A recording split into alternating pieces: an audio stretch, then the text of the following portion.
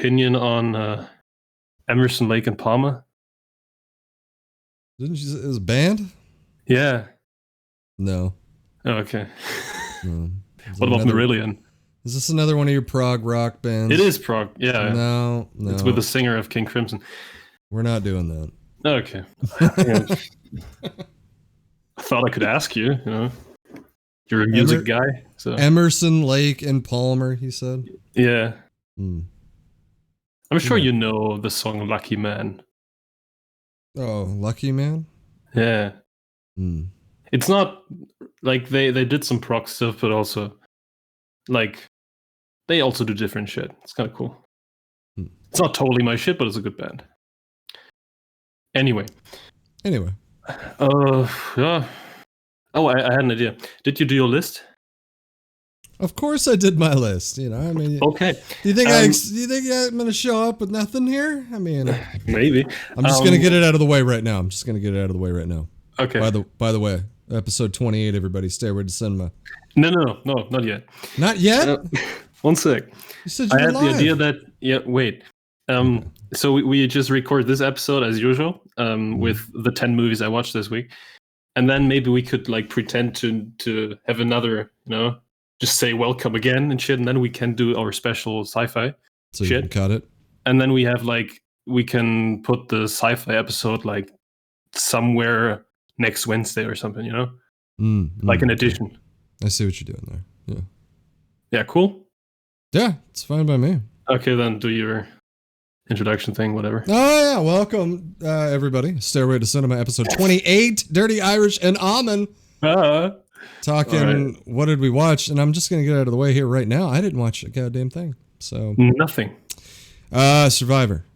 A lot of Survivor. That but I watched. No, I watched that at night and stuff. But I do have news at least, which is Taika Waititi has been tabbed to do a Star Wars movie, and I think that continues to heal the bridge, between the Disney Star Wars controversial shit, I feel like Jon Favreau, Taika Waititi, these are two men that are, bringing it back. That's all I'm saying. They are the right people for the job. Right, exactly. So I'm very excited about that. I was happy to hear that. Yeah. No. Anything else about news? Something? Little Richard died today. Who's that? He's a singer from the 60s. Oh, I should know him then. But soul, soul. Oh, shit. Okay, no. Okay. Yeah, Motown. I guess. Yeah, I guess he was Motown. Oh, I once tried to dive into that, but nah. Motown is fantastic. Not soul though. I'm not into soul. Yeah. Anyway, this is a film show. As I said, I watched 10 movies this week, as always. 10 movies. I think last week it was 11 again. So kind of a disappointment. It's good though. It's good. You're keeping this alive. I know it's sometimes hard though because I have to force myself. But I had a good time this week actually. I'm in the clutches. You know that I'm in the clutches of World of Warcraft, and I can't escape it. I can't get out of it. I can't. I'm living my own movie, Almond. I'm living my own movie. Sure. Anyway, that's how you call it. So yeah, the first movie, like as always, from worst to best. Normally I would try to lay down the story now, but I just refuse to do that because I watched Fast 5, the fifth installment in the Fast and Furious franchise. Excellent. And I already forgot the plot. Good though. No. Yes. Like there's something with a drug dealer and a big heist, but I have no idea. That's where they introduced The Rock. Yeah, that was actually the best part about it. I like Dwayne Johnson, which is not usually the case with me and him. He's actually pretty good in the Fast and the Furious movies. Yeah, but have you seen them all? Oh, yeah. That's a good point to talk about the franchise. Yeah. So you like them? I don't want to, but I do. Oh, okay. It's not something that I want to like, but I just enjoy the stupidity of it at this point. And I like making fun of Vin Diesel any chance I get. Yeah. Because he's just become a fucking meme, in my opinion. He tries to be really cool, and he isn't. Which for me isn't that fun. It's more irritating. I don't know. It's not fun to watch for me. So I'm Was not a huge fan of this franchise. Was 5 the Luke Evans, or was... No, I think he's in the 6th. That's in 6th one. Okay, all right. Yeah, and also there's a guy from the Raid in the 6th movie. So I'm kind of curious. I will watch it, and I also want to watch the 7th movie because Kurt Russell is in that. So kind of. See, that's good. You just gotta just embrace it. Yeah, but the 5th one, I hated it. Like all people always say that those movies, they don't take themselves very seriously. No. But sometimes, dude, like they try to be emotional. Well, I'll tell you this. I want to see what you think at the end of number 7. Then when you get to the end of number 7, you tell me if it didn't strike an emotional chord, because it's. I know the ending. I think. Of course, yeah. Everybody knows the ending. But I mean, when you're in the viewing of the movie, we'll see if it gets. Yeah. Okay. We'll see. Yeah. But the thing is, like, I don't really give a shit about the characters. Well, no. I don't like any of them. So I'm not sure if it will hit me emotionally. Well, Michelle Rodriguez, though. I mean, Yeah, she's not a good actress, though. Yeah, she's just great, though. Yeah, right. She's got the perfect blend of mad dog cutie going on. I don't know what it is, but her eyes are just so mean looking, but her smile is fucking to die I can see what you mean, yeah. Yeah, it's weird. Strange. But yeah, I don't know. I mean, these movies, yeah, if people like it, like you know, it's fine, but it's not for me. Just enjoy it. You know what I mean? Don't look into it too much. They're not Oscar movies. No, of course not. But I'm into different kind of action. Right. Yeah. Right. Which. I mean, I'm guilty of liking the Transformers movies as well, even though I bash them every chance I get. Yeah. That's weird, though. I can still enjoy it, even though they're terrible. But again, it comes from that point of, like, being able to make fun of it as well. I would actually like to see those, but I'm hesitant because they're very long. And I'm not sure if I want to, like, commit so much time into something I know I won't like. They're very long. They're like 2.5 hours or something. So every movie's the same. The first 45 minutes are great, and then it falls apart. Great. That's nice. It's a good recommendation. I know. Yeah. So from Fast 5 to another action movie, I watched Extraction from this year, the new Netflix movie. Chris Hemsworth. Yeah. So the plot isn't really that spectacular either. It's about like this gangster boss in Bangladesh, and his son is kidnapped, and now they hire professional badass Tyler Rake, and he's a mercenary basically, and he has to rescue the kid, and then he kills a bunch of people. Yeah, that's basically the movie. Yeah. So it's pretty straightforward, which I like that, you know. But this movie, sometimes they force some emotional shit, which felt super unnecessary. I didn't need it. Just cut that, and you have 90 minutes of straight action, you know. And like I don't want to see how Chris Hemsworth is sad because his son died a few years ago. I just want to see how he kills some people. No, I thought that was good though. I'm going to disagree. I really liked Extraction, as you know. I mentioned last week that I watched. I fucking love that movie. So I'm going to have to disagree there. I thought the emotional shit with this kid was actually pretty good and well done. Because I think, like I said, Hemsworth is a sleeper. He's a sleeper. He's good. I like him. Yeah. Also, David Harbour is in this movie. He's always fun, I guess. Not a big role though. Also, his agent or whatever.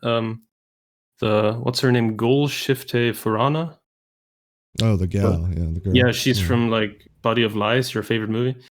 Oh, and Body of Lies. That's a good movie. Good fucking movie. It is. But well, what did you think of the action? No, the big one shot, the big 12-minute one shot. I thought it was cool, but it was still kind of irritating because there's some obvious cutting and some obvious CGI transitions that totally took me out of it. Oh my god! Did you sit on a stick this week and just not enjoy anything? We'll come to that. Good but God. I don't know, this car chase one take, it's like, it's cool, but not everybody don't amazing. Listen to him, and he doesn't know what he's talking about. That 12-minute shot was fucking Come on, this is a movie talk, so I have to bad fucking ass. Badass fucking scene. You're crazy. It is good, but not amazing. I enjoyed the movie. Come on. He's fucking crazy. He's fucking crazy this week. It just didn't blow me away. Okay. So yeah, the action is well made. I like the choreography, like when he beats up some people. And also, I think last week you said that you like that Chris Hemsworth doesn't give a fuck. And I think you mean the scene when he beats up some kids. Oh, yeah. Yeah, they're trying to kill him. That was pretty good. I like that. That scene is fantastic. But, I mean, throughout the whole movie, it's always just hand-to-hand combat or shootouts. It's never more than that. So, I don't know. In the end, I wasn't that hooked anymore, you know? The action wasn't... They should have maybe added a new element to it. I don't know. I know I'm an asshole, you know? Because, it's okay. Like, of course I compared this to The Raid. Of course. Because I'm an asshole. Of course. And it doesn't get clse to The Raid. Come on. I mean, you haven't seen it, but... I haven't seen The Raid, but, you know, I don't know. Maybe you can understand that. What else did you see, Armin? Oh, come on. I wrote so much down this movie. For Extraction. Yeah. Okay. Like, I know this is an asshole thing to say, but I've seen lots of martial arts movies in my life, and this just wasn't anything new. Like, it wasn't that impressive to me, but I still enjoyed it. It's not that I hated the movie, you know? Yeah, I thought the choreography was pretty good, though. It was pretty good, yeah, right. But it's not mind-blowing to me. It's not revolutionary. For Hollywood, maybe, but even like John Wick 3 is basically the same and better because it always adds a new creative element to the action, so it's never boring. Yeah. All right. I mean, I enjoyed it. I wanted to like it, but it was kind of, yeah. As you said, not your cup of tea. Yeah, I mean, more my cup of tea than Fast and Furious. Yeah, well, I would assume that. I would hope that is the case. Also, yeah, I gotta give them credit. They truly cared about action, so the action is well done. I give that. Moving on. I noticed a pattern with my watching habits. I think each week I watch one classic, one really old movie, a foreign movie, and some movies I haven't seen in a while. You know? I have been watching a lot of foreign films, yes. But this next movie is the classic I watched. Oh. It's called Charade from 1963.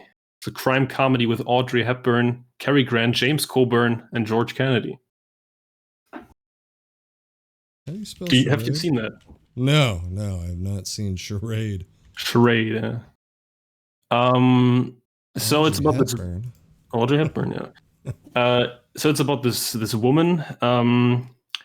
Her husband gets murdered, and she basically, like, when she comes home to her apartment, everything is gone. She's basically broke and homeless.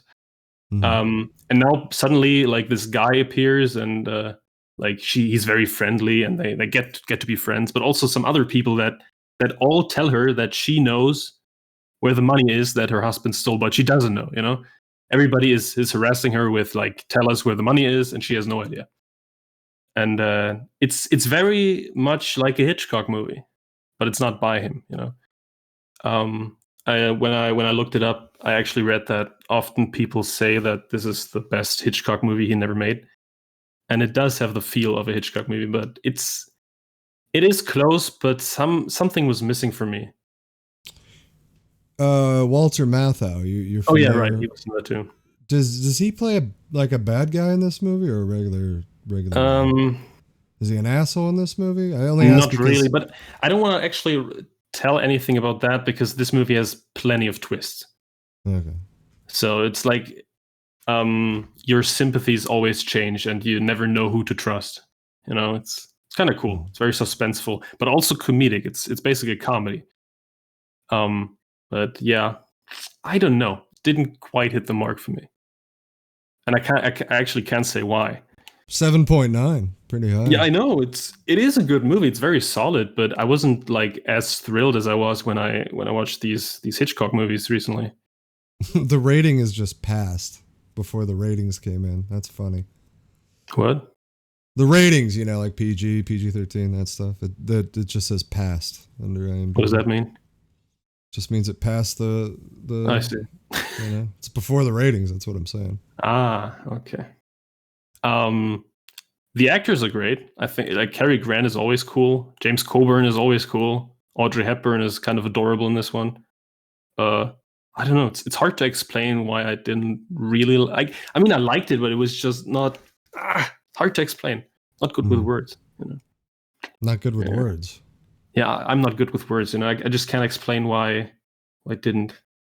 Well, just say it in German, just to get it out of your system. No, that would be good. I mean, yeah. I mean, a lot of these older movies, man, they have high fucking ratings because it's just the way it is. But was it just a time thing? High rating. No. No. I don't know. Story maybe, then. Yeah, right. Also, the twists didn't really surprise me that much. No idea. My dad really likes this movie. He recommended it to me, so that's why I watched it. You had to say no, Dad. I don't think so.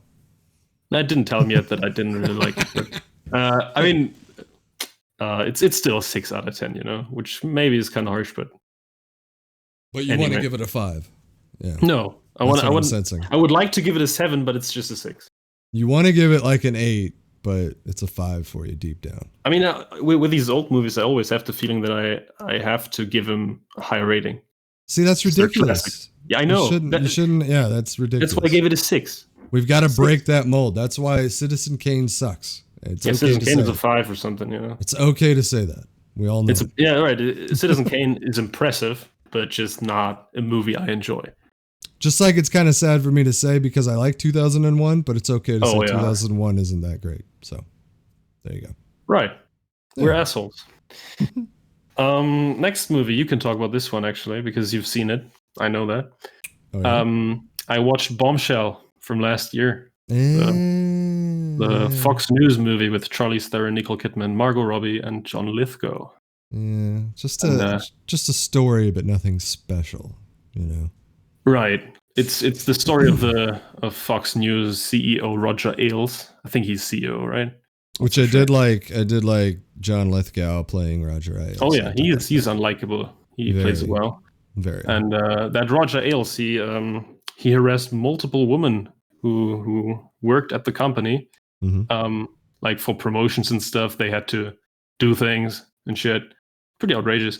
And this movie is about the news anchor Megyn Kelly, played by Charlize Theron, and some other women that want to bring him down. And they did, spoiler, because it's a real story. It happened like 4 years ago. Mm-hmm. I'm not really well informed. Like I don't know the real story. So but for me, it felt like they did it well. Yeah, it still feels very like a recent story, It does, yeah. When it did happen, it was very, it still feels, was it 2016, 2017? Yeah, 2016. I don't know. I kind of wanted to see The Loudest Voice as well because that was the show with Russell Crowe. Yeah, on Showtime. So I wanted to see that, but I haven't seen that yet. And I have a feeling that might be even, I don't know, better. I don't know. Maybe. I liked Bombshell though. I thought the acting is good. It's just a one and done though. That's the thing. Like there's nothing that's ever going to compel you to want to watch Spotlight. I mean, sorry. Bombshell. I know what you did there. Yeah, the acting is terrific. I mean, Charlize Theron is totally unrecognizable. I didn't know Megyn Kelly, but I looked her up, of course, and she totally looks the part with all that makeup and shit. And Margot Robbie also great. I think the Oscar nominations are totally deserved. Right. I don't know if you ever taken the time to maybe look up Megyn Kelly, but Charlize Theron did a really good job of impersonating her. Oh, okay. Yeah, she didn't really sound like Charlize, So I knew that she. That's why that is what is good about Charlize Theron as well, because when you look at males and females in acting, males to me they impersonate more. That might be true. Yeah. I just feel like they do. I feel like there's more examples of males impersonating, whether it be historical characters or whatever, That's why I like Charlize when she at least.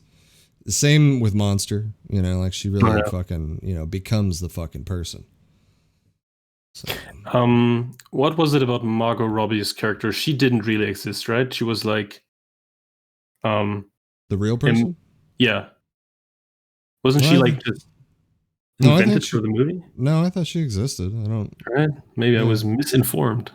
Probably. No, pretty sure those are 3 real women that he. Okay. It makes total sense. It wouldn't make sense to do something like to invent a character for that. No, yeah, I think you can look up the real person. I think. Okay. Yeah, you can find them all on Google Images. They're all right there. I also really like Kate McKinnon in this one. She's like Margot Robbie's friend. I think I mentioned this to you like episodes back. I think it was like 8 episodes or so back where I said Kate McKinnon will be one to watch. Kate McKinnon is going to be one to watch for sure. She is like, we talked about it before where comedic actors, they become very good. And I feel like she is one of those comedians that's going to break through at some point. Oh, yeah, maybe. Didn't you also say that she was the best part in Ghostbusters? She was the best part in Ghostbusters. Yeah. Hands down the best part in Ghostbusters. It wasn't the girls that were so bad. I mean, 2 of them weren't that great, and that's including Melissa McCarthy. Yeah. But 2 of them, I like Kristen Wiig and I like Kate McKinnon. It was the story of Ghostbusters. The story was terrible. It's terrible. Yeah, still haven't seen it, and I'm not like it's not even super thrilled to watch it. I would probably never watch it again. Like, yeah, I mean, makes sense. It's pretty sour. Like, I mean, I said I liked Bombshell, but the problem is it's also a good thing. The movie is incredibly fast paced. Yes. It's very entertaining, but that also makes it that you never really. I was never really invested emotionally. Mm-hmm. Like, it's more as I was observing what was happening. I wasn't like into the movie, and it's a fun ride. But in the end, I felt like I wasn't as outraged as I should be. Right. The movie is very much made like an Adam McKay movie. Big Short or Vice, and I think Adam McKay does it better. Oh yeah. Even though I'm not a huge fan of The Big Short, and Vice is okay, but I think they're both like the way they made it. It's better than Bombshell, basically. More entertaining too. Like I really love The Big Short. Vice didn't do anything for me. I put Vice in the same category as Spotlight, and I keep doing that. I honestly, it's funny because you really don't like Spotlight, right? You've heard me go off on Spotlight, but I would definitely rather watch Spotlight than Bombshell or Vice. Like 100%. 100%. Probably, yeah. 100%. But yeah, I don't know. Just Bombshell's just one of those stories that it just moves along and it ends, and you're just like, okay, moving on. You know what I mean? Yeah, it's just because the story is interesting. The story is interesting, but it's just like I don't want to be like demeaning or not sensitive about shit, but it's just it's a sexual harassment story. We've seen other movies that are more intense and more heartbreaking. I totally get you. That's all I'm saying. All right. Next movie is from 2018, a movie called Eighth Grade. Although we do have to say, I'll just go right back to it. The one scene that was pretty intense was the the Margot Robbie, Roger Ailes scene. That was well done. Well done. It was. Yeah. So Eighth Grade from 2018, coming of age drama. Which is your favorite shit. Yeah, it is. But this movie was different. It's about I think she's 14 or 15. Like, she's in 8th grade. I think then you were 14. And she basically, the movie is she has to survive the last week of middle school in 8th grade. And she doesn't have any friends, and she's kind of shy and awkward. And she just struggles with fitting in. That's the movie. Mm-hmm. It's like kind of uneventful, but also true to life. It's absolutely authentic.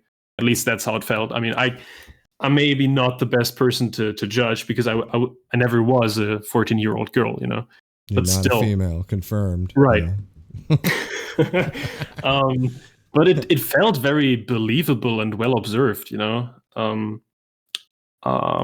I couldn't fully relate due to that fact that I'm not a female, you know, but I do relate to some feelings she had. There was some stuff that I felt as well when I was in school. Even though my time at school wasn't nearly as bad as the one that this girl has.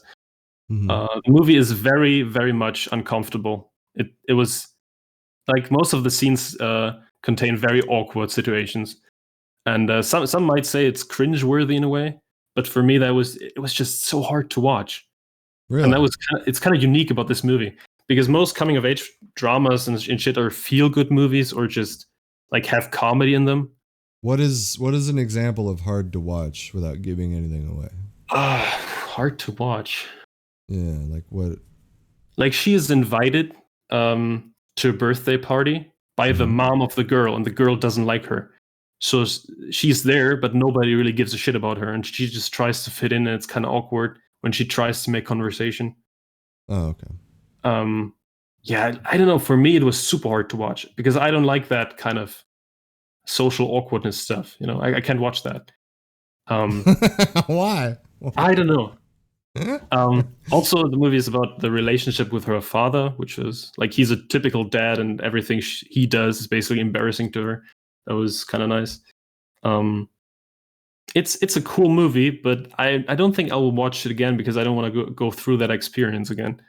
I don't know. Maybe it hit too close to home for me. Written and directed by Bo Burnham. That jumps out to me. The internet guy. I don't know him really well, but I think he started with Vine or something. Yeah, he started on all that shit way back in the day, and then he's had a couple specials now, you know, comedian wise. But yeah, but with this one, thought he was pretty talented. Yeah, he is talented. Like this movie proves it. He wrote it, so like this very much for me. This is totally authentic. The experience of a girl in school at this moment, you know, that's what it feels like. So I think well done, very impressive. But it wasn't directed by a female, Almond. How can it be authentic? Oh, come on. Anyway, now we're getting to the apologies. Apologies. Because I watched a movie that I haven't seen in like 6 or 7 or 8 years. I'm not sure. Okay. It's True Grit from 2010. Western with Jeff Bridges, Haley Steinfeld, Matt Damon, and Josh Brolin, by the Coen brothers, of course. Yes.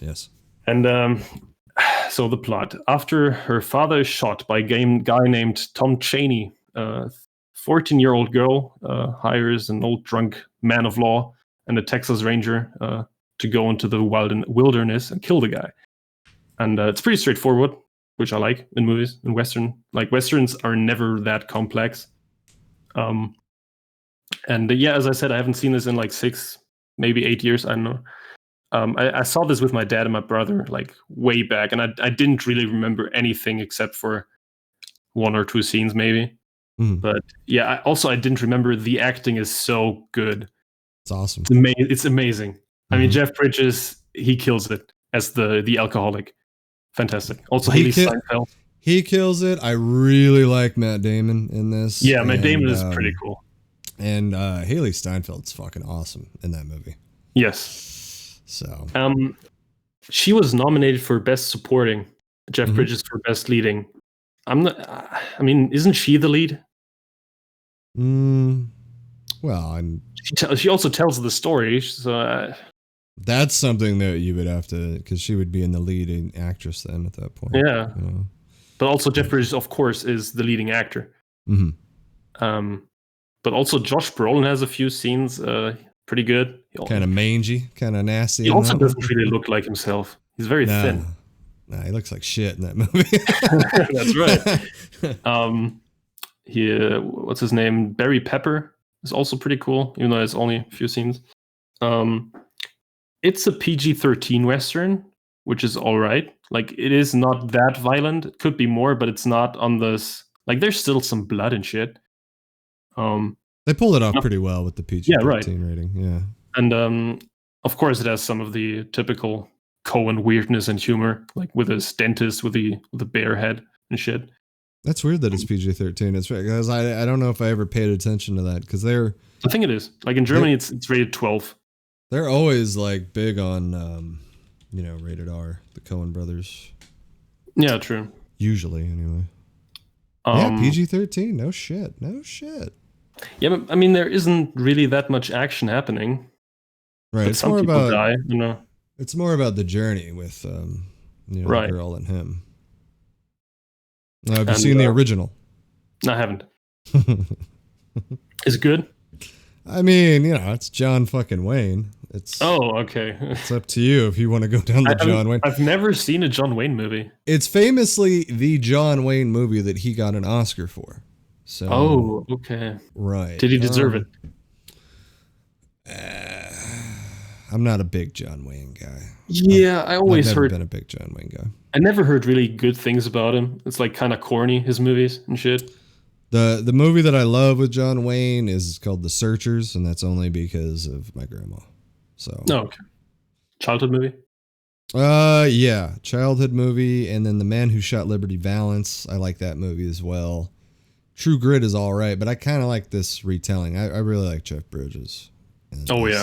Jeff Bridges is an amazing actor. And what's his name again? Rooster Cogburn. Yeah. Right. So yeah, it's a pretty cool adventure. Like True Grit doesn't blow me away, except for the acting. The acting is great, but it's a good ride. I liked it. And like when I before I rewatched it, I gave it like 5 or 6 out of 10. Now it's a 7. I think 7 is solid. 7's solid for that. Yeah. Because I agree. It's nothing. I don't think it's fucking special, but it's a good Western movie. It's just a good Western movie. But not on the level of Bone Tomahawk or something like that. I want to watch Hostels again. That's me too, actually. Hostels pretty good. Next movie. I watched a movie called Pain and Glory from last year. The Spanish drama with Antonio Banderas. Which he got Oscar nominated for. Oh, that movie. Okay. All right. I was thinking of something totally different. What do you think?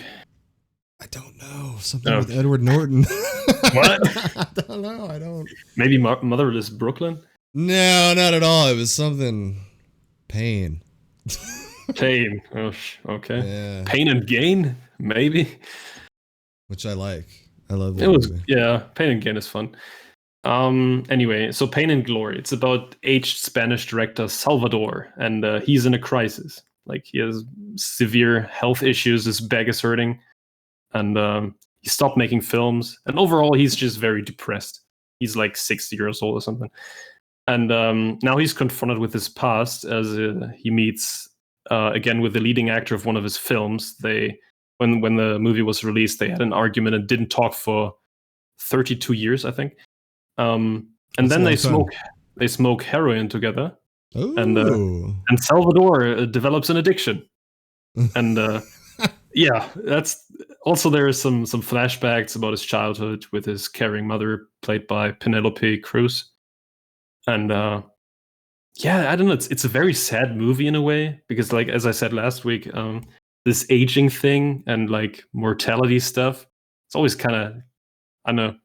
Yeah, we're all gonna die. We're all gonna die. There's nothing you can do. Yeah. But this movie, same with with the Van Gogh movie.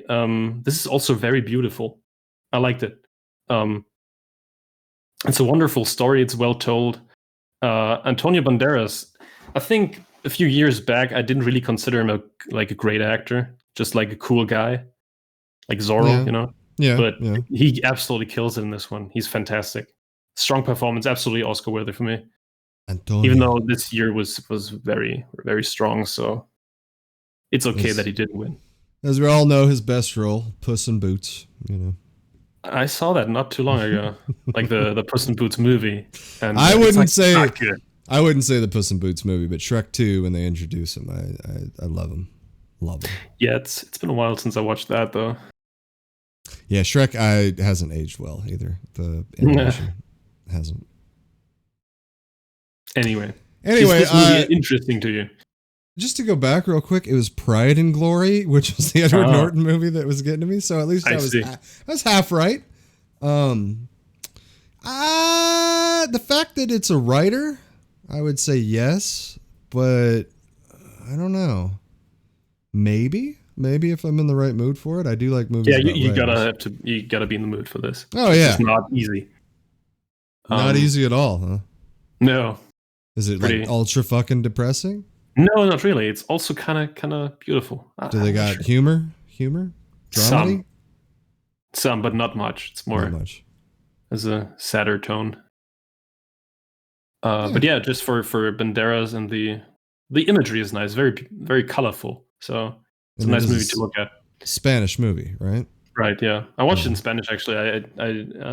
I decided against watching it in German because I wanted to, feel. Also, I think to really judge a performance, you have to watch it in OV, like original stuff. I agree with this. So yeah. Recently, somebody said to me that they can't tell if the guys in Parasite acted well because they didn't know what they were saying. But I don't think you have to know. Like it's that. This is why I would argue against dubbing, is because dubbing, I think, affects the performance. Like it does. You're hearing. I can tell voices. Because I watched many movies in German. I mean, you're hearing their voices in Parasite, so no, I can't agree with that. But I guess I see what they're saying. Yeah. But because here's the thing, is that I'm reading the subtitles. So the only thing that I can complain about subtitles is that at times I feel that it takes away from a moment that it might be quick that I don't see. Yeah, that's true. So you kind of have to, like glance a little bit, because I am one of those people that really does respect acting, and I do like to see, the person mold into the character and all that shit. But at the same time, I would much rather see it in the native tongue, man. I think you have to. I think you have to go native tongue. Yeah. That's what I mean. The most people in Germany I think the most people watch in German, which I don't know. It's not a good idea. Yeah. I mean, I don't know. I don't speak two languages though, so I don't know. Like, is it easier to take in if it's German? Of course it is. Yeah. Like for most people, probably. For me, not, because I speak English. Not everybody does. So you speak very good English, dude. Thank you. Very good English. Yeah. It's maybe because of the movies that I watch them in English. Probably maybe that's why. Yeah. Probably. It helps. Probably. But yeah, Pain and Glory, very nice movie. It's definitely interesting. Yeah. Yeah. This director, I think Pedro Almodovar. I think he's kind of famous or something. Like, he made multiple movies with Banderas. This was the first one I saw. Got a set of hair there. Look at that. Who? The Pedro Almodovar. He's got a nice dome there. You can just tell this guy is an eccentric director. You know what I mean? Like, he looks a bit like David Lynch. Yeah, he's the Latino David Lynch. I'm not sure. Maybe this is wrong, but I also heard that Pain and Glory is somewhat autobiographical. Is that a word? It's somewhat telling also the life of the director of Pedro Almodovar. I'm not sure though. Might be wrong. Yeah. Anyway, moving on. Now we're getting to the real good movies. What was the rating for Pain and Glory though? 7 out of 10. Okay. Now the 8s. It's another apology, actually. Because I also rewatched The Big Lebowski. Sometimes you just gotta rewatch some shit, Right, and it was worth it. Another Coen movie, The Big Lebowski from 1998. Mm-hmm. I would say this is a crime comedy, but I'm not. It's kind of hard to specify a genre. With Jeff Bridges, John Goodman, Julianne Moore, Steve Buscemi, and a whole bunch of people that I totally forgot about. David Thewlis is in this, Yep. Also John Turturro as the Jesus. The old guy, the guy that I always forget his name. He's I know who you mean. But also Philip Seymour Hoffman. Which is great, dude. Philip Seymour Hoffman in The Big Lebowski. I love him and that weird character that he plays. He's always fantastic. Mm-hmm. So and it's a similar cast actually to Magnolia and Boogie Nights. I mean, it's the same era. Anyway, so the plot, it's kind of hard to.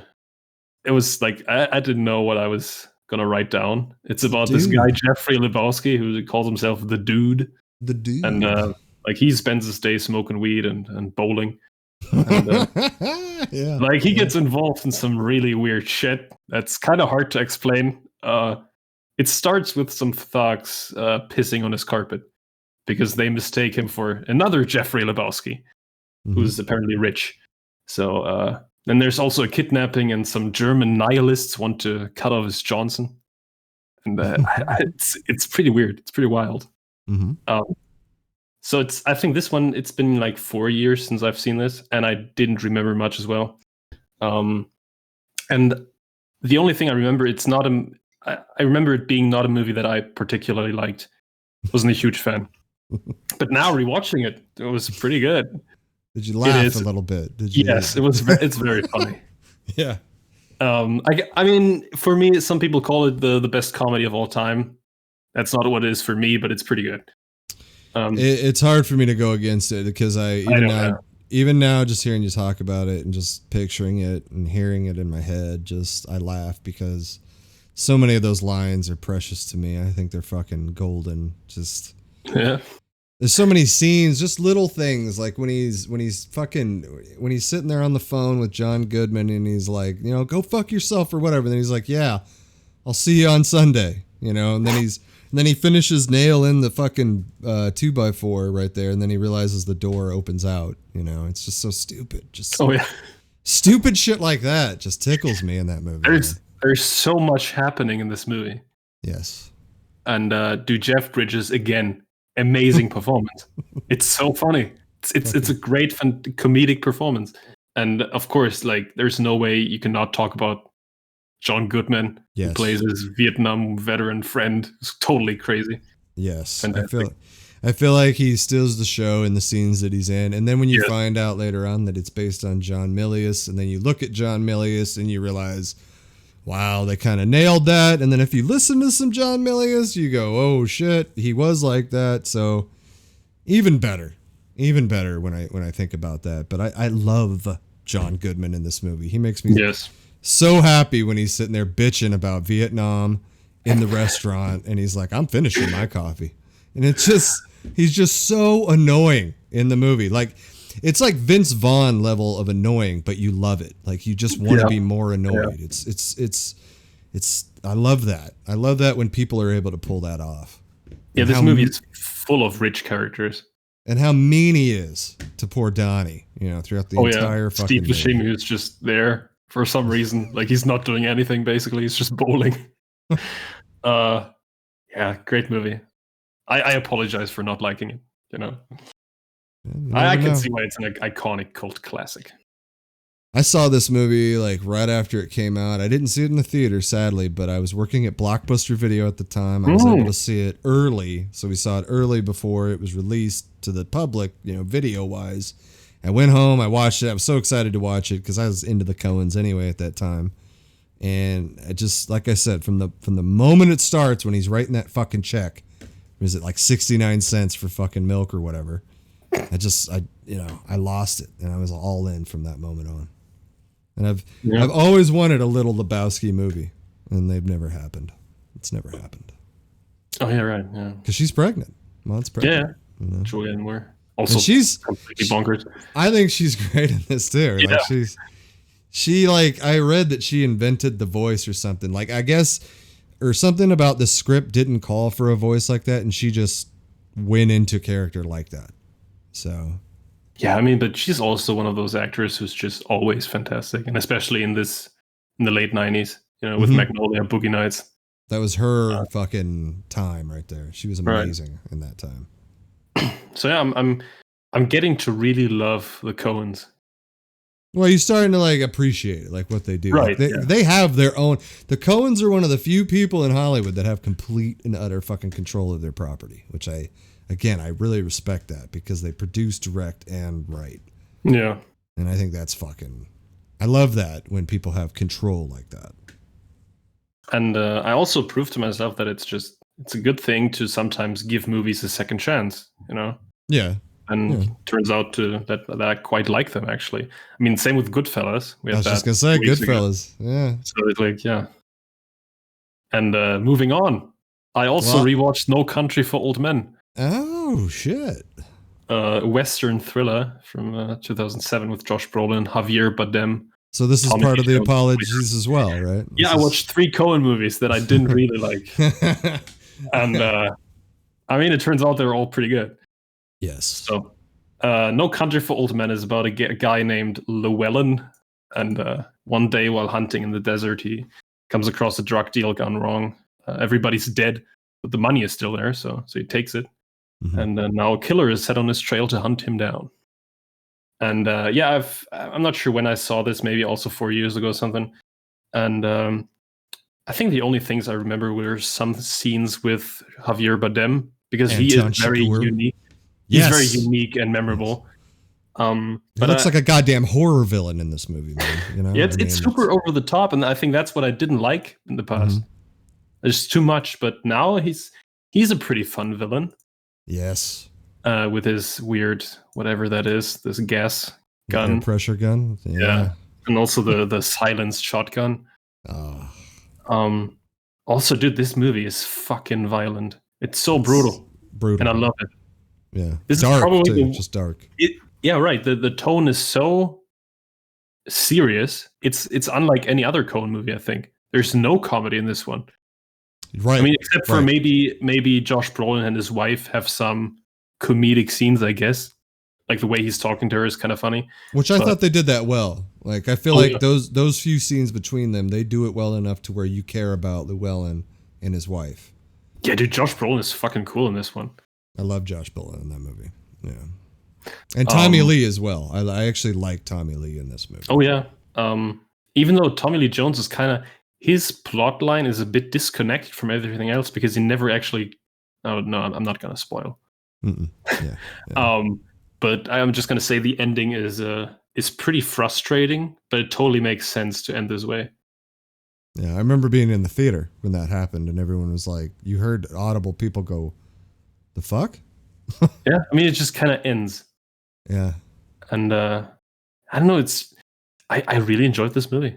It's no pretty score, good. No musical score. Oh yeah, that's also a special thing. So fucking strange in a movie these days to not have a score, but it has the ambiance of the movie to get it going. Right. I would say the only movies I can think about are the S. Craig Zala movies have no score, in this one I can't think of anything else. Mm-mm. So it's pretty special to not have score. But it doesn't hurt the movie. It actually kind of helps it. Atmosphere is pretty tense. I love these modern day Western movies, though. Yes, like Hell or High Water. Right. This one made me want to watch Hell or High Water. Yeah. I've actually, because that's on Netflix, and I kind of pass by it every now and then. I'm like, yeah, I should watch that again. Just because that's again great Jeff Bridges role. Yes. Yeah. Well, I'm glad that you, I don't know which one I'm more happy about. I guess Big Lebowski, I guess. I'm glad that you can at least see the humor in that one now. And, yes. But No Country, I'm very happy to hear that you like No Country, because I thought No Country was like kind of what you said with Chigurh. Just it's a unique movie. Yeah. It's very unique. Very, very different from what they usually do, because I mean, Miller's Crossing isn't really funny, but this movie is just kind of just dead in a way. That fits. Yeah. But I love Javier Bardem in this. That's to me, he's one of the best villains. And that shot too, when he's just walking away and the explosion happens and it doesn't affect him at all. Just that shot. Like, there's so many iconic shots. And when he's fucking choking the guy, oh my God. Oh, yeah. And his eyes are rolling back in his fucking head and shit. Just like, that is a horrific scene, It's good shit. One of the most, I think one of the best scenes is in the beginning when he's in this grocery store and like tosses the coin to decide if the cashier dies or not. That's pretty intense. Pretty great. I mean, I don't want to get into spoilers, but No. it's been a long time since this movie has been released. But did you catch after he sees the wife? What? I mean, did you catch after he visits Llewellyn's wife when he's walking out the door? I don't think so. He looks down at his boots. Okay. Which is telling that he did, in fact, kill her. That's all I'm saying. I figured that he did, but I not because of that. Yeah. To me, that's what gave it away, is when he looks down at his boots. Okay. So we just spoiled the movie. They need to see it, Yeah, right. Also, very ballsy move is what happens to Josh Brolin. Very ballsy. Very Yeah. controversial off-screen thing there. You just basically gave it away now. And then I woke up. I mean, this movie is 13 years old, so I know. That's what by now. Just end yourself. No. Anyway, I watched one more movie this week, and this is a movie I've seen many times before. I always loved it. You'll love it. It's Indiana Jones and the Last Crusade. I don't know why. You watched the Indiana Jones I thought you watched the Indiana Jones already with your boys like a year ago, didn't you? Yeah, like a year ago, almost. So you just jumped right into Last Crusade? Yeah, because I don't know, I just felt like it. Okay. But I might also watch Temple of Doom and Raiders. Yeah, I mean, Last Crusade is basically it's the action adventure movie. It's awesome. Harrison Ford and Sean Connery. It's almost a buddy movie, which makes this kind of special in the series. Mm-hmm. So it's the race to get the Holy Grail before the Nazis do, and in this one, Indiana Jones also reconnecting with his father, who never really cared about him. He just spent his life pursuing the Grail, which is a great story, I think. Yes. And yeah, what a blast! This movie is so fast paced, it's so many different locations and action set pieces. It's crazy. I would give anything for an Indiana Jones style thing. Yeah. Just to come back. There's just nothing close to this. No, not even, it doesn't come close. They wanted to do Tomb Raider and shit, but that didn't even give me a break. National Treasure has this feeling to it, but it not like Indiana Jones. Nothing comes close to the way Indiana Jones is, and that's a big testament to how good Steven Spielberg was when he and Lucas, because Lucas wrote it. Right, yeah.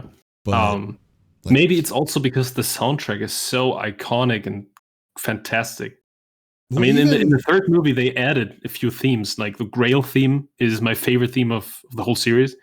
And I don't know how to say it better, but the Nazi theme in this one is also pretty good.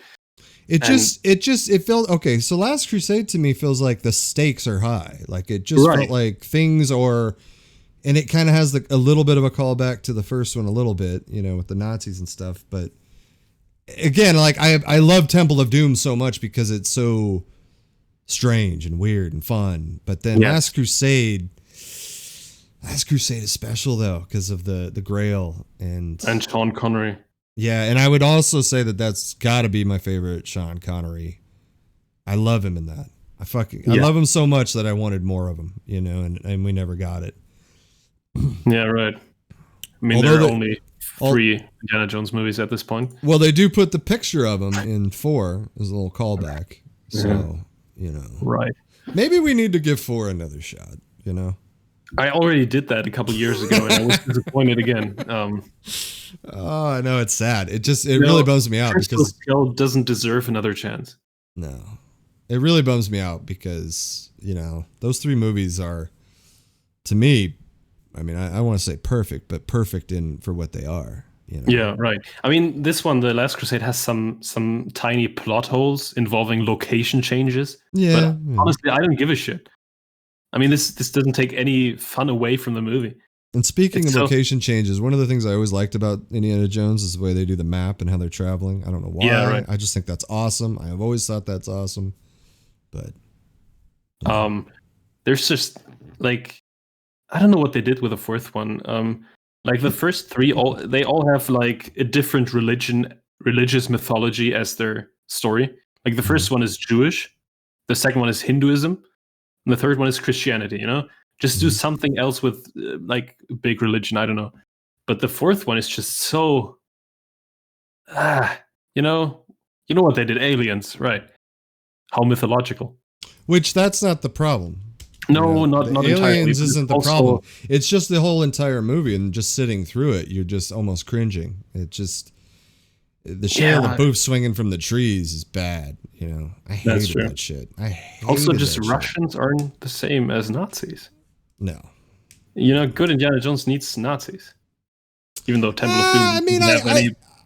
I partially agree, but I still like Russian, Russian shit. Yeah. So I just don't think the execution was very poor as for a Crystal Skull.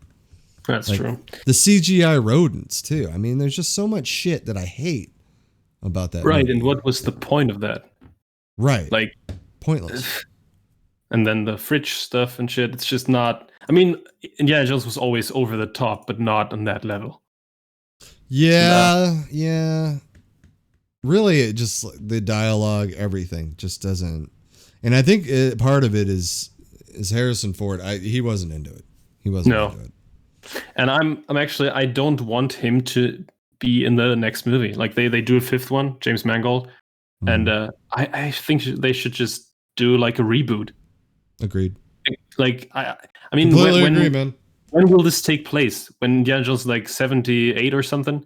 It's like in the 70s or 80s. I want to see it in the 30s again, with Nazis and shit. It's going to be a very hard sell to people having a reboot with a new actor and stuff. Of course, but I mean, somebody like James Mangold, I think he could pull it off. Maybe have George Lucas be involved in shit. Like or not. Yeah, I don't know. George Lucas in the 80s is a far cry from George Lucas any time after that. Right. But he is a good writer, He was a good writer in the 80s and the 70s, but I don't think he did anything that's appealing to me post Last Crusade. True. And that's in 89. So, I mean, Willow, 80s, all that shit. I loved George Lucas back then, but the prequels, like, good fucking God. We could do a whole episode of how much I hate the goddamn prequels and how terrible they are. And how much I hate that people still try to defend them. Oh, that's ridiculous.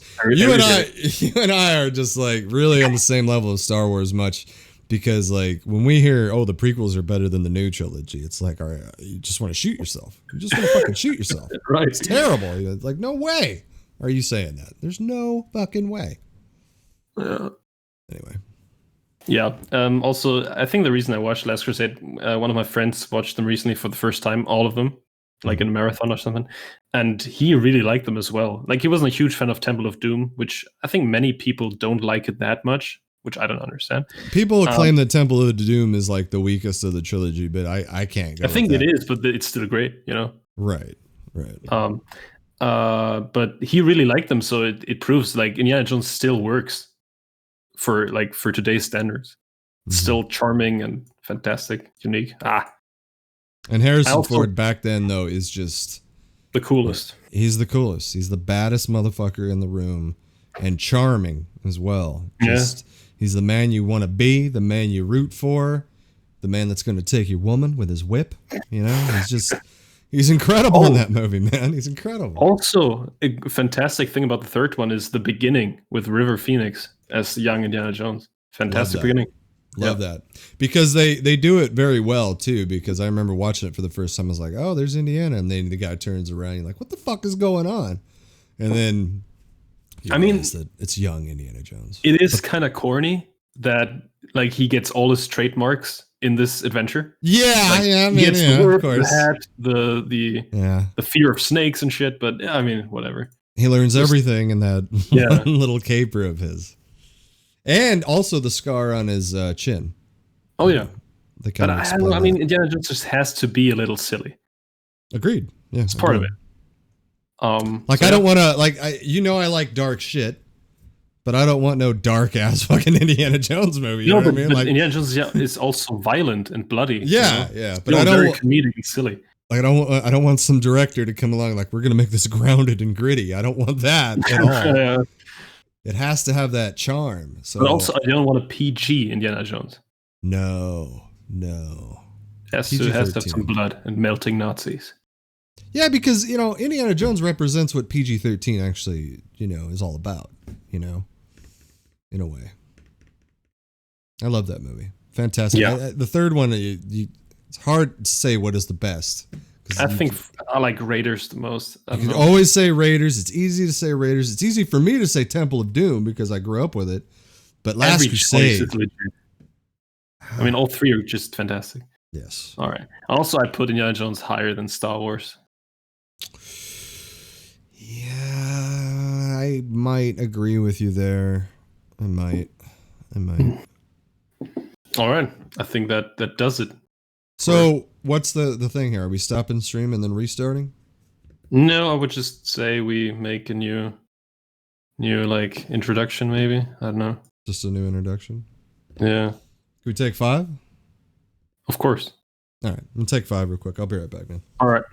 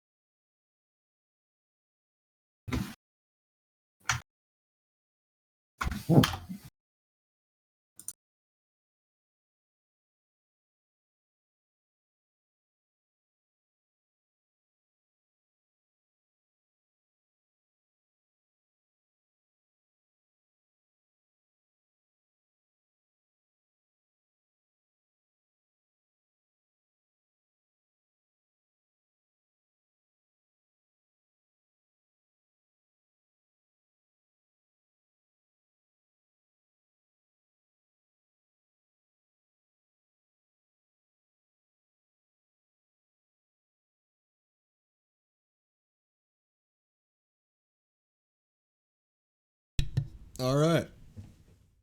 All right. Alrighty then. Top 10 sci-fi? Wait, what? Can you say that again? Top 10 sci-fi? Right. It's a good way to announce it. Yeah. Actually, can you believe that we already did 29 episodes or 28? I mean, this is technically 29. Crazy, right? I can believe it. Yeah. It's more than half a year. What the fuck? But I'm a believer, you know. Okay, yeah, right. So as you know, I'm not like the biggest fan of sci-fi, and like I just for doing this list, this top 10, I looked into IMDb just under the sci-fi category what I watched. Just to get a refresher. Sometimes like there's some categorization that I don't agree with. Like I didn't include movies such as The Prestige. No. And I didn't include superhero movies. No, I didn't. I struggled with it a little bit, but I decided no, it's its own genre. So no. I have one movie that could be argued is not typical science fiction. I mean, it is under the sci-fi category on IMDb, but it's different to the other ones. All right. Anyway, I think you're a big sci-fi guy, right? Yes. Yeah. This was fun list to do, but also difficult. Of course. I mean, 10 movies is not like there's so much good stuff, and choosing 10 movies is kind of hard. These are our favorites, not what we consider best, right? Of course. Like spoilers, I don't have Space Odyssey in this one, or so, I don't know, whatever. I didn't even put that in my honorable mentions, so yeah. I don't even have honorable mentions this time. I got a few. Okay, then tell me those first. Honorable mentions for my sci-fi would be Rogue One, Empire Strikes Back, Predator. Ooh. The Fly, RoboCop, AI Artificial Intelligence, Minority Report, Oblivion, Ex Machina, The Matrix, Event Horizon, Pandorum, Moon, Starship Troopers. I had to put Starship Troopers in the honorable mentions. But also, I'd like to honorably mention Primer. I don't know if you've seen Primer. No. It's a very interesting, strange movie about time travel that is incredibly smart, hard to follow, and it was really written for like fucking brain people. So it's like one of the, I would say it's like the most scientific movie I've ever watched. So, but it didn't make the top 10. No. It surprises me that you cut off Predator and RoboCop. I tried to not go too much nostalgia. You know, I tried to think about, these are movies that I know that I watch over and over. RoboCop was hard not to put in here. I actually forgot about that one. It was hard not to put Predator, but, and even Empire, like there's this feeling that I had to put Empire in there, but no, I didn't put Empire. Okay, then would you like to start with your 10? Sure. Are we going like 10 and then you say your 10? Right. And maybe you can like give me some hints and I can guess the movie. That's fun. Well, number 10's probably, it's a movie you don't like, actually. Okay. Inception. No. I like Inception. That's not. Number 10 actually is starring Bruce Willis and Joseph Gordon-Levitt. Looper, yes. How do you think that I don't like that one? I don't know. I always get the feeling that you weren't a Looper guy, but I think it's a cool movie. I gave it like a 7, I think. Yeah, I've always liked this movie. I've seen it like 3 or 4 times, and I dig it. It's pretty cool. It like the thing with Joseph Gordon-Levitt with Bruce Willis' nose is kind of strange, but he pulls it off though. Yeah, right. But it's just kind of weird, you know. Yeah, the makeup. But yeah, it's one of the last good Bruce Willis movies, I would say. Agreed. Yes. Like, because he's I mean, after this. that, what came out after Looper? I mean, Sin City 2 isn't terrible. I know. Well, there's some things terrible about Sin City 2. Yeah. Yeah, right. But it's not like on the level of other Bruce Willis movies of this time. I really kind of want to see that again, just because I want to see the Josh Brolin, Clive Owen thing. Oh God, yeah. It's like the worst thing. I think one of the worst things I've ever seen in a movie. It was so bad. Looper I like also is because he's not heroic at all. He's kind of a scumbag, which I really, really like about the movie. It's also a movie on small scale. Yeah. Like, it's just about a few people. It's not like World's Ending or something. Mm-hmm. This is the movie that made me excited that Rian Johnson was, doing Star Wars, but, that didn't turn out that well. No, I mean, I'm not. Johnson's still a cool guy, I think. I'm not. No, and he came back with Knives Out, so right. He's still around, which is good. He didn't succumb to the pressure like Josh Trank did from Fantastic Four. That guy, man, he's losing his mind. He's still talking about Fantastic Four. I saw 2 tweets this week or two interviews or some shit where he's like he had to sleep with a gun under his pillow because of all the death threats of Fantastic Four. It's like, just get a grip, move on, and make a movie. Because his first movie was good. So, which one was that? Chronicle. Oh, okay, yeah, okay. Which I thought, I thought was pretty good, honestly. But yeah. But I've always really liked Looper. Looper, yeah. Did Rian Johnson also write it? I think he did. I think it was written and directed by Johnson. Okay, yeah, but because he's one of those writer directors, and I like that. Yeah. Also Paul Dano is in that. I think don't some people have magic powers? Yeah. Well, yeah, they all think it was like the next evolution of man or something, but they all most of them can just do stupid telekinesis shit. Which that was kind of funny. I don't know. It's a weird world that he wrote, which I think is kind of cool though. I love time travel when it's done smart like that, and I thought he did it pretty smart. That's one of those movies I might need to check out again. Actually, I watched it like 8 months ago. No, yeah, that's fairly recent. Yeah. All right, my number 10 is a movie by Neil Blomkamp. Wally. Yeah. What? Chappie. No. Elysium. No. You know what it is? Yes, it's, District 9. District 9, the movie about the alien invasion in Johannesburg, South Africa. It should have made my honorable mention. That should have made my honorable mention, so I apologize. District 9 is one of those movies that has such a unique premise. Like, there's no movie that does a similar thing. Like this aliens in a ghetto. It's pretty cool. And found footage as well. Oh yeah, right. It's also found footage, yeah. Mm-hmm. And even though the effects on the aliens isn't like standard anymore, like it's not like it would look better today, but it doesn't look bad at all. It still kind of fits. They pulled it off. Aged well, I think. Yeah, it's just a very unique, cool movie with what's his name, Sharlto Copley. He's so awesome in this movie. I love him in that movie. I love him the way he's just bitching about shit. Something about his voice just makes me laugh. I think I love him in that movie, and I haven't really seen him in anything after that. That was, He was in Hardcore Henry, the first-person movie. Wasn't he also an A-Team? He was an A-Team. I never saw A-Team because it looked terrible. Yeah, it is. That's PG action in super over the top bullshit. It looked real bad. I'm glad I skipped that. Honestly. Yeah. But he's the robot in Chappie. He's Chappie. But yeah, I mean, you don't really see him. It's CGI performance. But yeah, I like that guy actually. He's pretty cool. I think District 9 is one of the smartest science fiction movies you'll ever watch in your lifetime. I think the fact that they make the aliens dumb and like shrimp aliens, ghetto and shit. I love that angle that they went with. They're not intelligent like you think that they should be, Yeah, because they have a spaceship. Yes. But yeah.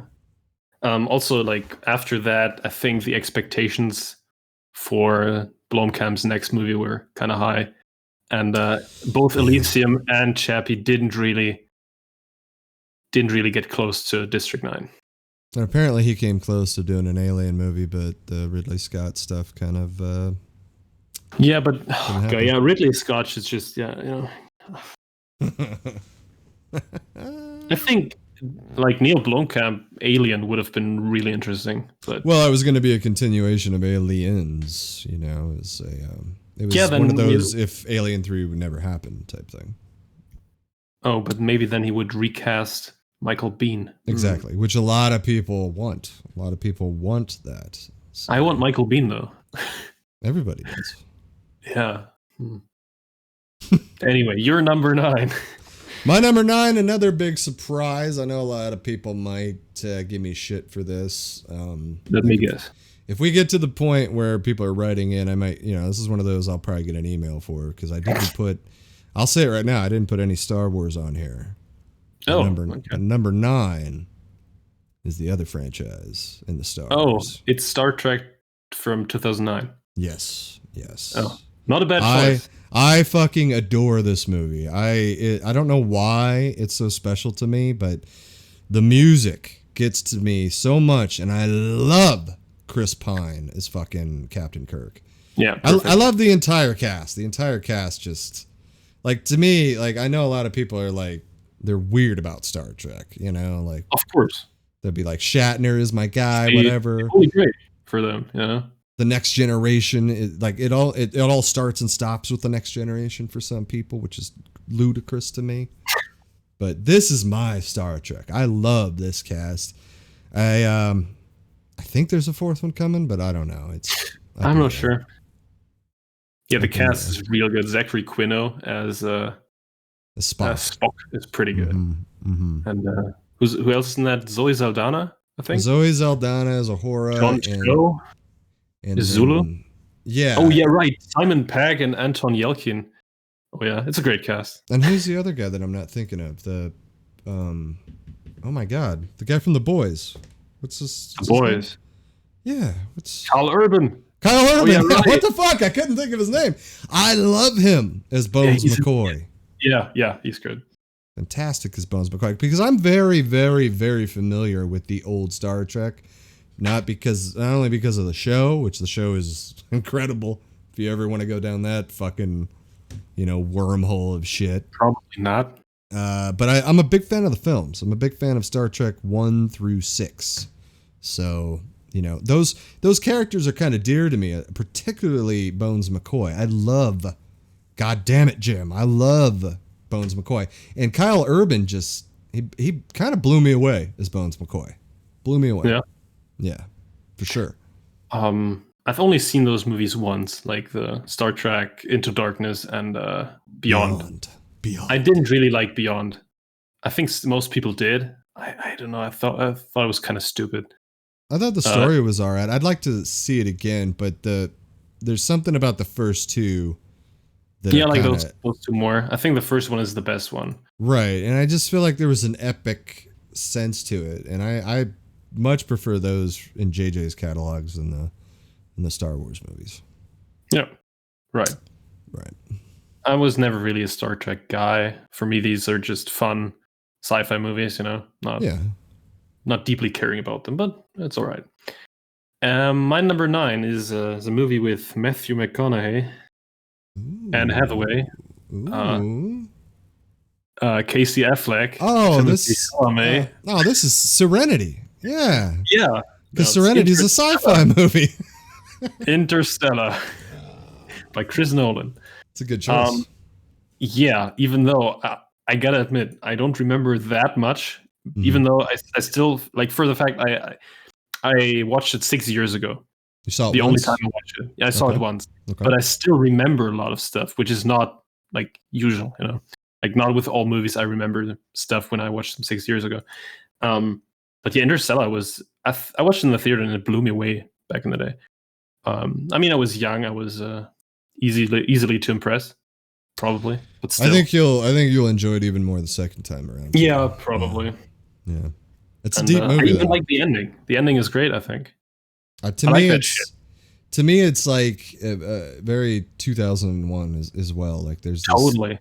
very, I don't know. It's deep space. You know, it's very deep space. But I love all the actors in that too.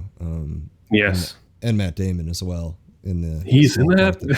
Yeah, the small part that he's in. Don't tell that.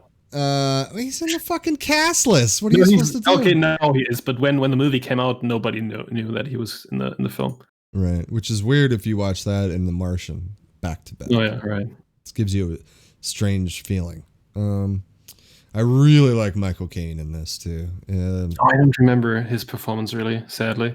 He plays Anne Hathaway's dad. Okay. But he's on Earth, right? Right, he's the one on Earth, and but he says that poem when they leave, the Dylan Thomas poem, and I think that's, for me, like one of the coolest like cinematic things for me is when they're when they're leaving Earth, and he's saying the Dylan Thomas poem of rage against the dying of the light. Love it. That is Interstellar. I think will continue to climb up the ladder of what people like. Yeah. I think a lot of people, as time goes by, it'll become more special. Right. What's your number 8? Number 8, another surprise, but it's a movie that I find that I've seen this movie like 6 fucking times, and I would watch it again easily right now. And that is Edge of Tomorrow with Tom Cruise and Emily Blunt. That almost made the list.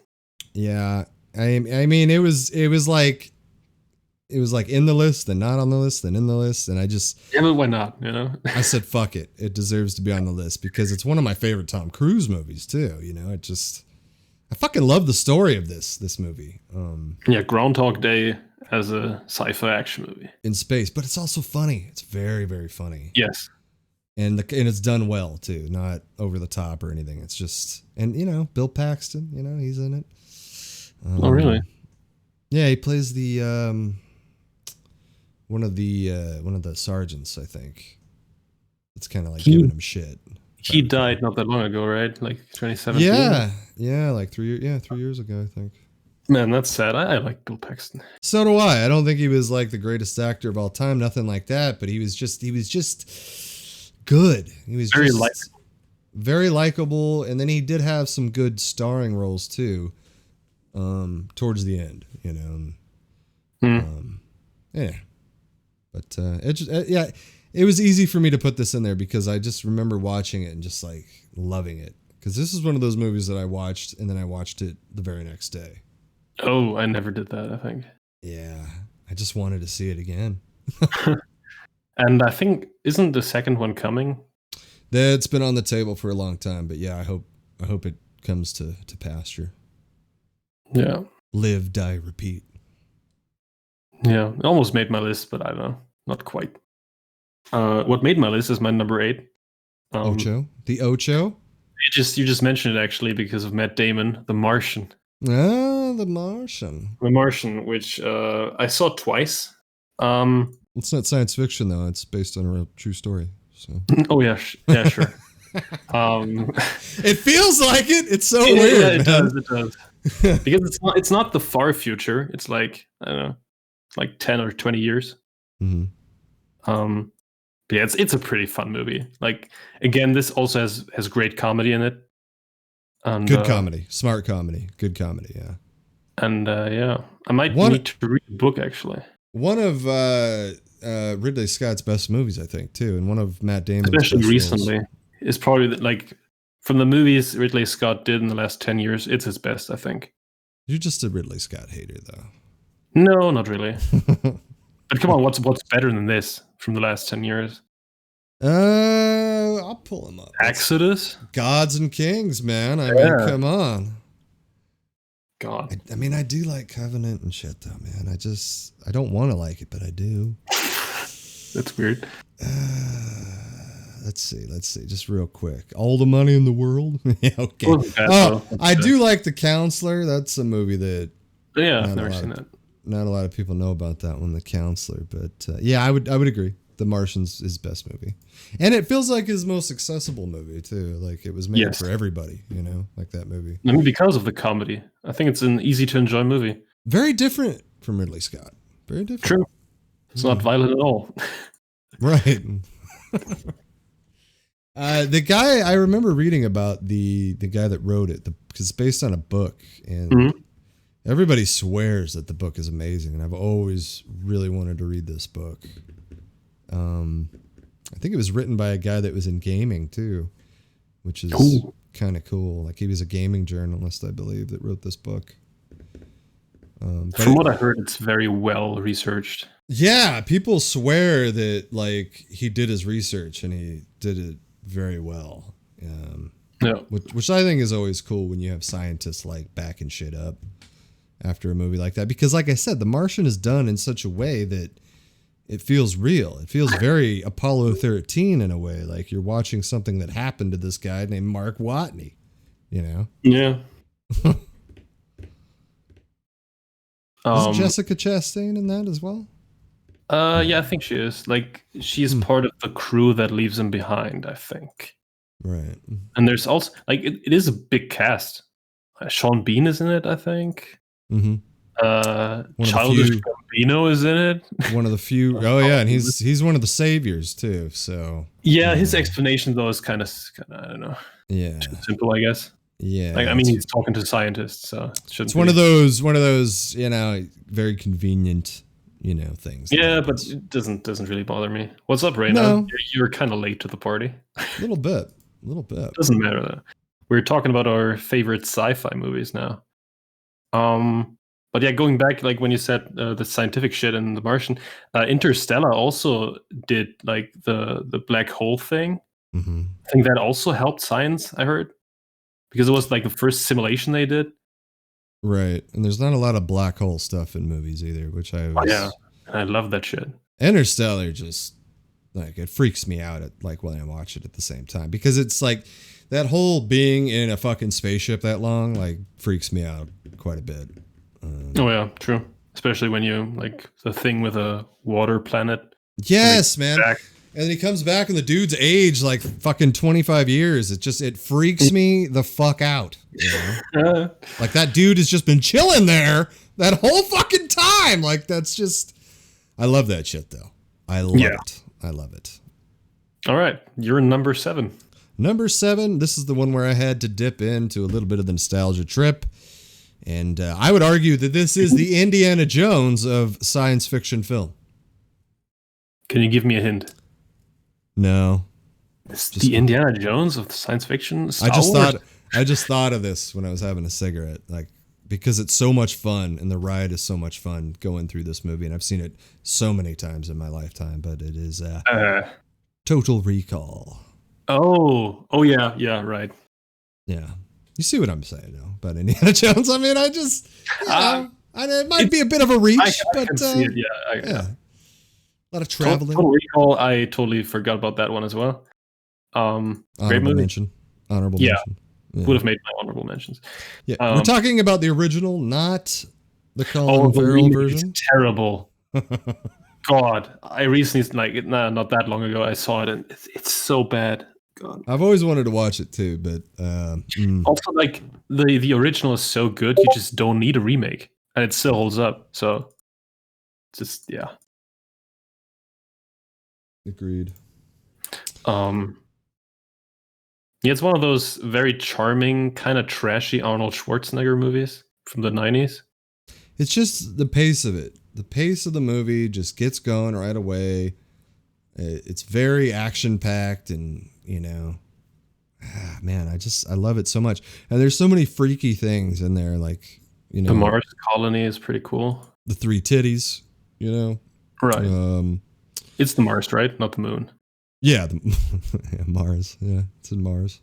Okay. Which in the new Total Recall, they completely don't even add any of that. So no, it's just like this elevator through Earth or something. Yeah, I don't want to see that at all. That sounds terrible. Oh, last good sci-fi Rain and watch was Ex Machina. Yeah, that didn't make my list. That made my honorable mention. That almost made it. Mine too, but I didn't tell my honorable mentions. Almost made it. The only reason is because it's not a movie that I would watch many times. But Ex Machina is pretty dark.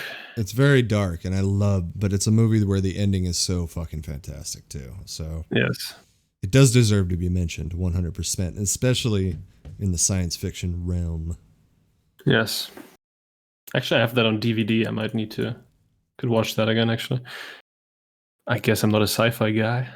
Hate Star Wars. Sorry. I mean, we're not big Star Wars fans either. So, not a problem for us. Depends on my mood. Of course. Yeah. I appreciate Star Wars, but I'm not a huge fan. My thing is I just want more Star Wars. I just want it to be done well. Yeah, true. That's why we're kind of excited for Taika Waititi's take. Yeah, very much so. Very much so. And I just, and I think, you can't go against Darth Vader. Darth Vader is still, of course, yeah, this awesome character. So yeah, my number 7 is a classic from the 80s. Ooh. Aliens. Ooh. The sequel to Alien. James Cameron fucking masterpiece. Right. Yeah, and what makes, for me, it's better than the first one because I just dig this whole action thriller thing more. It's fucking awesome. It's 100% 1980s. It's what the 80s were all about, which was ass kicking and fucking killing aliens. I love it. Oh. And yeah, but what makes Aliens special is first the alien design is fantastic, of course, and also how they pulled it off. Like in the first one, you can tell that it's a dude. But the second one, they just look incredible. Pretty crazy how that movie still holds up, too. Yes. Because I feel like it still holds up. Because it's almost like a hold my beer moment where James Cameron is like, oh, you guys like Alien, huh? Hang on a second. True. Also, it has my favorite guy from the 80s, Michael Biehn. Yeah. He is Mr. 1980s. No, and 90s, early 90s. One of them anyway. Yeah. But even Bill Paxton, small role for Bill Paxton with the game over, man. Game over. Yeah, it's a typical Bill Paxton character, kind of silly. Yeah. Very fun.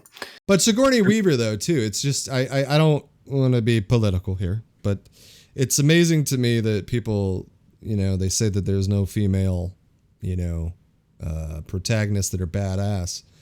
And right. It's like, do people forget how awesome Ripley was? Something you can always point to. Yeah, I mean, Ripley was a fucking monster in Aliens, man. I mean, she was just there. She was just there in Alien 3, and everything else after that. It's a totally different story. But in Aliens, to me, it's the definitive fucking Alien franchise movie. And they've never been able to recreate that same sense of awesomeness in that franchise. I totally agree. And that's what Neil Blomkamp wanted to do. He wanted to get back to that. Blomkamp. Yeah, I don't know. Blomkamp. Yeah. I mean, it's kind of a bummer that didn't happen because I feel like that. Like, I would much rather fucking James Cameron come back to Aliens than take us back to Avatar. Yeah, I mean, come on. But I heard Avatar will have some underwater shit, and I like underwater shit, but still. Yeah. Not excited. We'll have to see. Like, I need a trailer. I need to see what it looks like. Yeah, right. Yeah, it's hard to judge because I'm not an Avatar hater. I like Avatar, but it's not something that I'd watch all the time, and I don't think it's his best movie. No, not at all. I think True Lies is better than that. Yeah, I think even Titanic is better than that. And The Abyss. You need to see The Abyss. Yeah, that's right. That's the last James Cameron movie I need to see. Yeah. Anyway, you're number 6. Number 6 is a movie that I expect is going to be high on your list. Oh. Very much in the vein of Interstellar.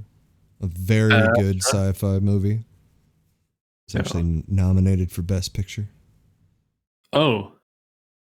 Arrival? Arrival. Yeah. Arrival makes the list.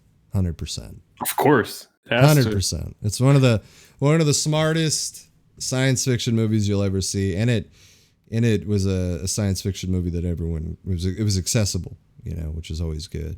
Right. It's smart, but not like too complicated for the normal fella. I love the ending too. The ending is killer. It's dark. I like Jeremy Renner in this. This is probably my favorite Amy Adams movie. Yes, she's like totally. I would say she's better than the Master, but not like Yeah, with the Master. So yeah, it's more like favorite choice. Because I think she's pretty good. Because I thought she was really good in Vice too. It's just like she's fucking good in everything. It's hard. True. The Fighter, everything. Yes. See that'd probably be the one where I thought best performance maybe. I would say The Master. The Master. But yeah.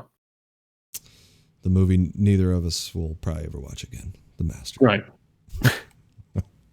But even the aliens are cool in this movie, and I like how they super creative. I love the way they establish the language between the two.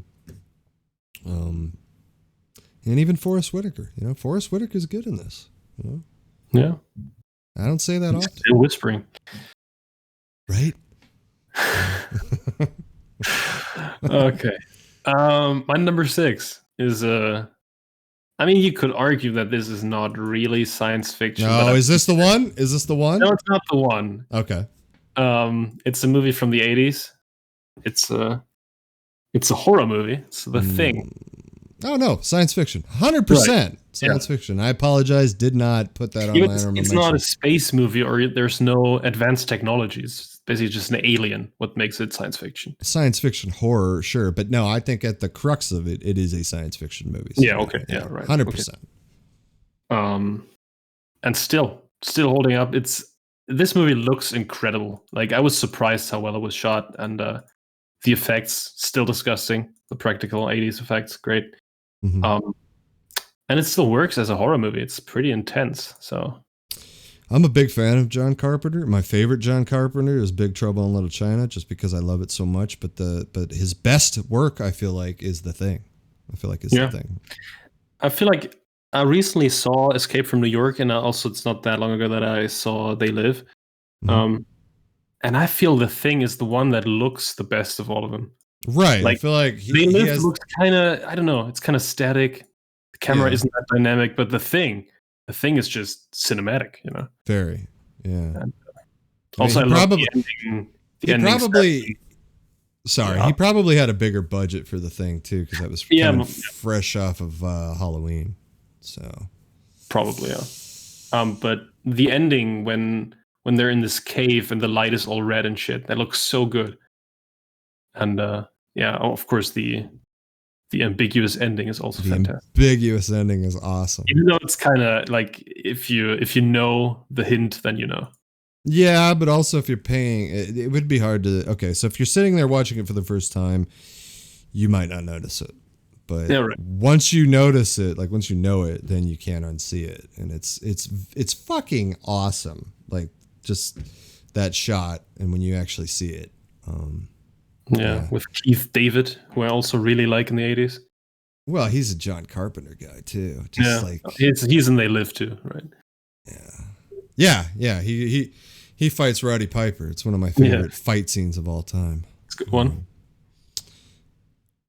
So yeah, I'm glad that made your list. I like The Thing. I don't think people could go against that. That's science fiction. There's no way.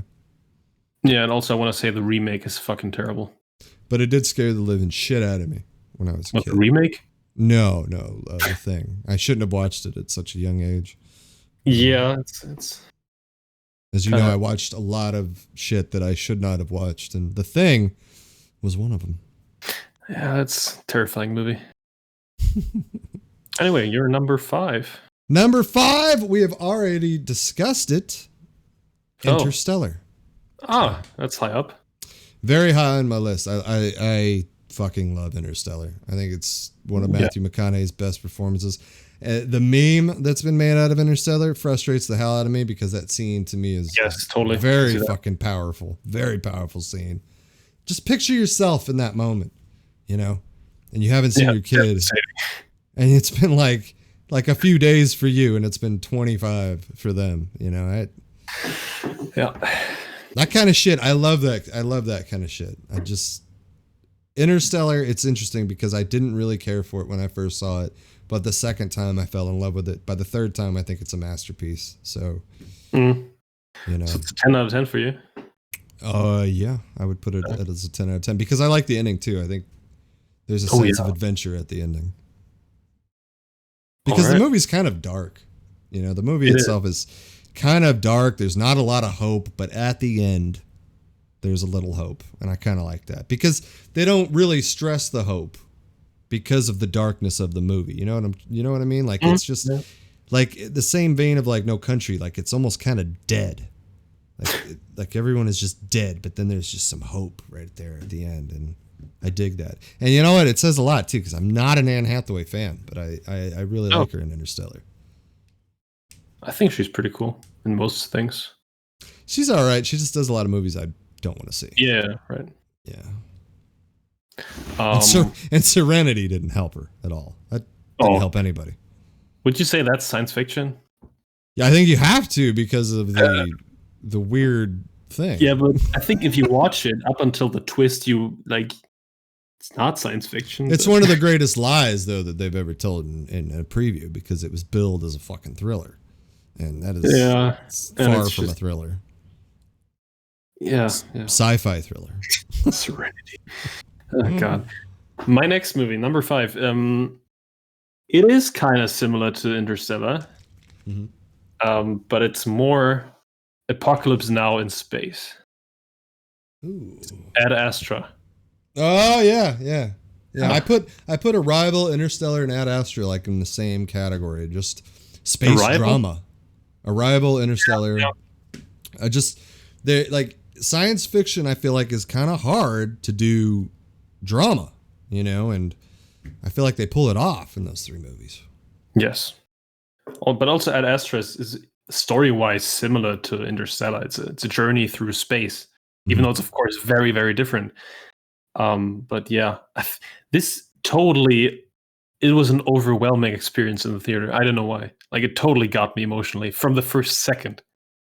I was pretty happy that I saw it in the IMAX. I was happy I saw it. Yeah. Dude, this movie is so like it's made for the big screen. So, like, I don't know, watching it at home, I don't think it's not the same.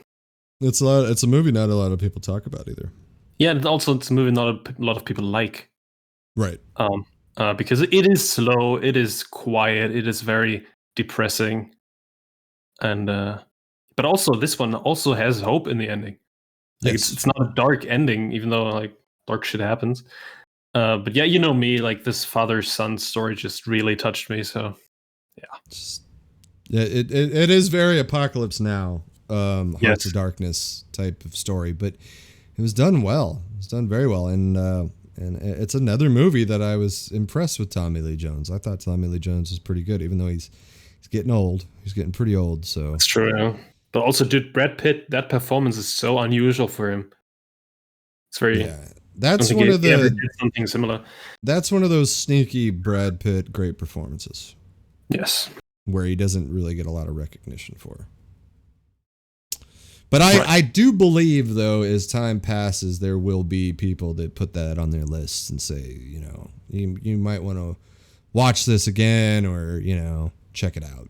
So, because it didn't do too well at the box office, I remember, too. No, but it's not an easy movie. I can see that why people don't, rush into like these deep space movies, I think, are, the non-adventurous, I guess you could say, deep space dramas. I think they're kind of a hard sell to the public. Raina just said that he doesn't he likes the movie until the father shows up. I think a lot of people have problems with this movie, with the sci-fi aspect of it. For me, this thing when how he gets back to Earth doesn't really. It's not important to me.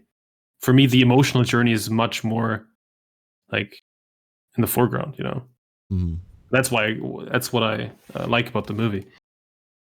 No, I agree with you on Ad Astra, though. I agree. I think people they're wrong. Rain On is wrong. I wouldn't say they're wrong, but I can see why it's not for everybody. But I don't give a shit. I loved it. So, yeah. Cheers. All right, you're number 4. Number 4. It was a movie I saw many times as a child, many times growing up, and then I appreciated it more after I saw the sequel. The sequel? And I continue to appreciate it the more I watch it, because I've seen it twice since the sequel. Blade Runner. Oh, the first one. Yes, the first one. Oh, yeah, that wouldn't even have made my honorable mentions. I don't know. No, I think it's the final cut in particular. I do like the final cut in particular. I can't watch the original cut ever again. Yeah, I'm not sure which one I watched. But yeah, Blade Runner is definitely, how do you call it, landmark in sci-fi history. It created cyberpunk. It created an entire genre. Revolutionary movie. Yes. And it still holds up, too. It still holds up in terms of the look. Like, it doesn't look cheap at all. Like, it looks fucking pretty good for fucking 1981. Like, it's 82, I think. 82, yeah. Just insane that it looks. I mean, but at the same time, like, they've done a lot of treatments to it, too, to keep it like that. Yeah. That was when Ridley Scott was at his best. Yeah. Maybe. Even though, I mean, Gladiator and shit. Yeah, Blade Runner, I really need to rewatch it because I don't, like, when I watched it, maybe I just expected different things, but... What, Blade Runner? Yeah, the first one. I don't know why. It just kind of bored me in a way. I think there's some dry shit, and I'm not a big fan of Sean Young, but I like her character in the movie, and I love Deckard, even though Deckard is very flawed and fucked up. But it's also, man, I love Rutger Hauer in Blade Runner, man. I love him so much. His soliloquy at the end is one of my favorite things in movies. I just love that world too. I thirst for more Blade Runner. So yeah. His monologue at the end, that's like the one scene I always think of when I think of Blade Runner. That's fantastic. Yeah, like, and I told you ever. I told you how I did it too. I got off work, I watched Blade Runner the final cut, then I went and saw Blade Runner 2049. It's the best thing I ever did because I was so jacked in for 5 hours of my life into Blade Runner. And yeah. All right. Great movie. Now it's time to talk about Star Wars. Because my number 4 is Star Wars A New Hope. The first ever Star Wars. Yes, it is. Is it really? Yes. Aww, you just want Luke to win. But I don't know. I really like the first Star Wars movie. It's just kind of... Yeah. I mean, we don't really have to talk about it. Everybody saw it.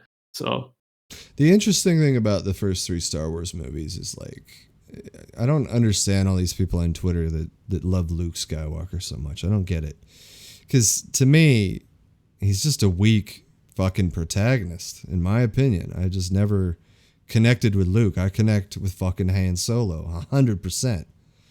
And without Han Solo, I think those movies are not what they are. Harrison Ford and of course, he's a very important part. Yeah, but I do like Luke. I don't know. I just don't. I hate saying that. I know that's people will call me crazy for that, but it just, you know, it's like probably why I don't care for, like, the hatred on the portrayal of how he was in Last Jedi. I know I'm getting off on something weird Luke Skywalker shit here, but it just bugs me how they expect Luke Skywalker to be this amazing thing, but he just never really was, you know? I actually think the way they handled it in Last Jedi is pretty smart. Right. I love the way they handled it. Needed. Like, if he was just the same character as basically Obi-Wan in the old ones, it would have been boring as fuck. Well, it's also, people forget, like, what the fuck was Yoda doing? What was Obi-Wan doing? They were alone. They always end up alone, fucking hermits and shit. And that's exactly what Luke Skywalker was doing, you know? So it's like when he's sucking on the milk, though. It's like, you didn't need to do that, Ryan Johnson. Yeah. You took it too far. Ryan Johnson. What is your favorite Star Wars moment? Oh, that's easy for me. Rogue One, the very ending. Oh, okay. 100%, man. I get chills when I think about it. I got chills in the theater. I think I came right in my pants when that happened, when that saber came out and he fucking killed all those people, dude. It's the greatest fucking moment in Star Wars history, seeing Darth Vader fucking mow those dudes down. I I could watch that all goddamn day. And that's that's what the people really want, you know. Right. Yeah, my favorite moment is when Luke leaves Tatooine, you know, the two sons. I don't know why. The music is pretty good. No, the music is amazing. Yeah, Raynon just posted his list. Okay. 28 Days Later, Inception, Dread, 12 Monkeys, Mad Max, Matrix, Battle Royale. Oh, God. Black Mirror? Black Mirror is not a movie, though. This guy. Arrival and Donnie Darko. Yeah, like Donnie Darko, Battle Royale. For me, those are not like typical science fiction movies. I love the honorable mention of The Lobster, though. That's a good call. I haven't seen that, sadly. Good call. Blindness, Ex Machina 20. Okay. Top 10 worst. It's a Star Wars 9. Okay. And the thing is, too, like I'm not a hater on the new trilogy, as you know. And no, either. There's some moments that I really like in the new trilogy, and so I would almost put those as some moments. But another moment in Star Wars that it, to me, is one of the definitively best Star Wars movies of the old trilogy is when Leia says "I love you" and he says "I know." It's classic. I love it. I love it because it was ad lib too. It wasn't in the script, so.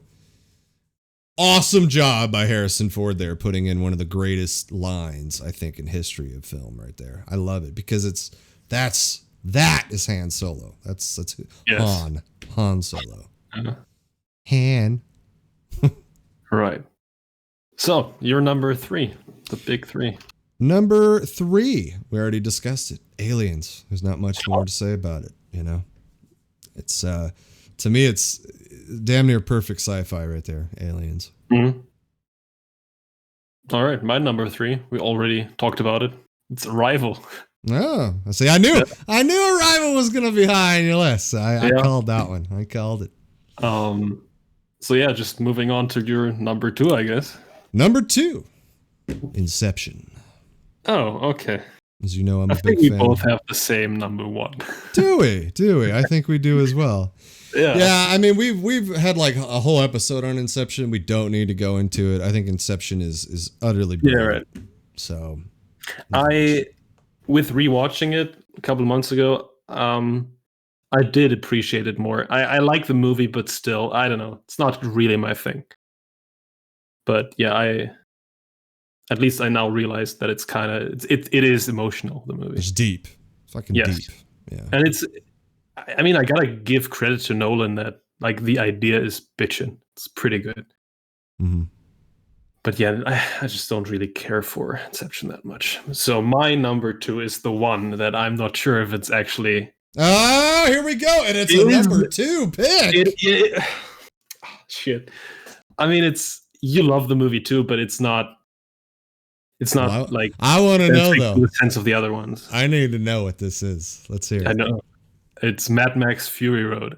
Oh, 100% science fiction. 100%. Okay. 100%. I mean, it's not a space movie. It's not like there's no lasers, you know? It's just different.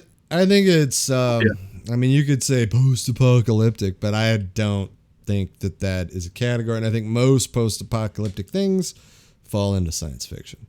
Because it's, although there probably is some, I don't know, man.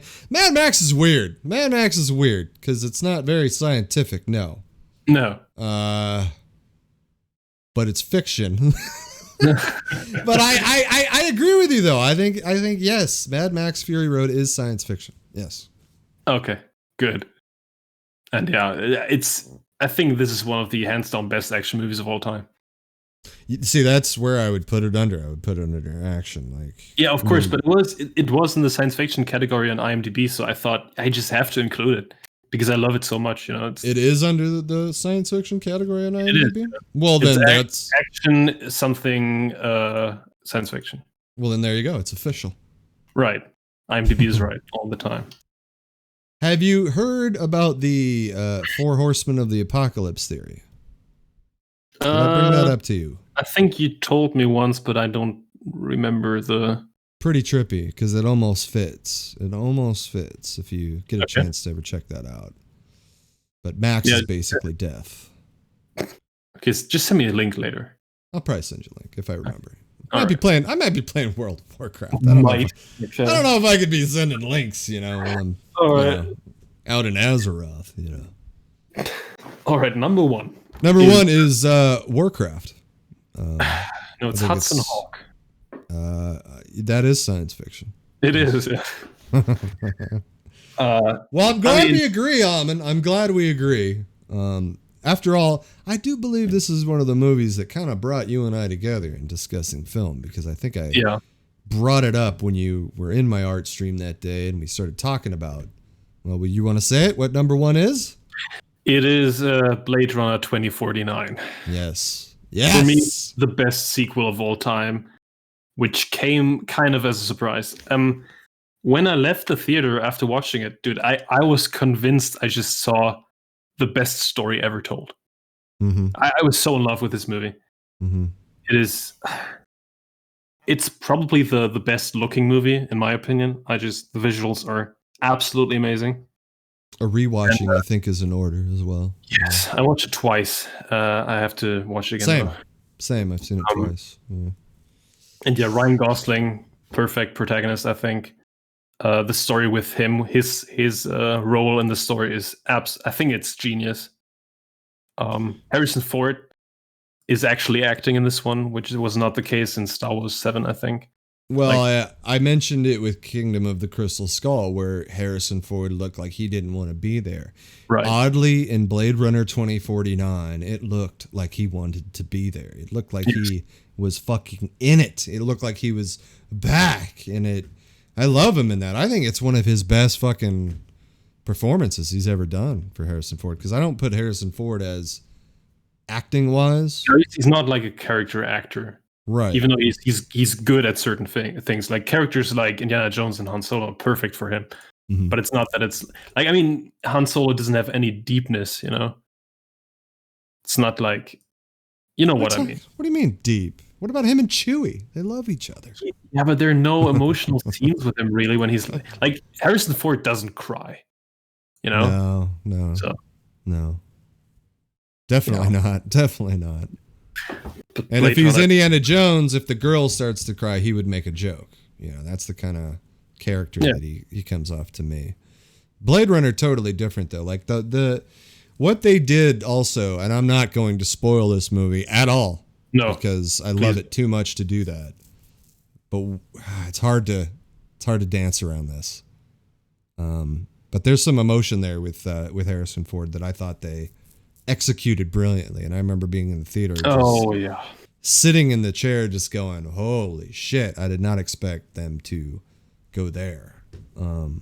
It's also, that's one of the things. I have some friends who have never seen the first Blade Runner, and I think that. It doesn't hurt the movie really, but like that scene you're talking about, I think it's the one. It's kind of hard to understand, I think. Exactly. I think, but I say this is a sequel that makes the first one even better as well. But it is different in tone. It's different in tone. Denis Villeneuve, he did a good job of like capturing the essence of the original Blade Runner, but making it a better pace. It's a much better pace to Blade Runner 2049 than there is to the original Blade Runner. But I agree with you on Gosling. I think Gosling is totally underrated in this movie. Yes. As K. And just like the struggle, you kind of feel it right away with him as being this Blade Runner. And man, I creamed my jeans when I watched this movie in the theater. So it's the unique thing is also that this is a sequel that came out more than 30 years after the original, and I've never seen like an incident where that actually worked well. And this one just like, I think this is hands down one of the best movies of all time already. Agreed. I think it's the best science fiction movie, but it's also one of the best movies ever made for me. Yeah, and it's so sad that this movie absolutely flopped.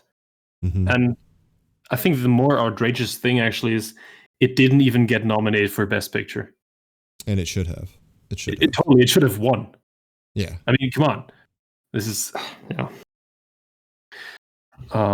we definitely agree there. Yeah. Totally. But also this is the movie. along with Arrival and Sicario and everything that makes me so excited for Dune. And I imagine that if we did this list next year, possibly Dune might be making this list. So Denis Villeneuve, to me, is one of the most exciting directors out there. Totally. Like Nolan. Nolan is up there with me as well. I think he's well comparable to Nolan, actually. It's the same kind of movie, always. Like, it's very smart.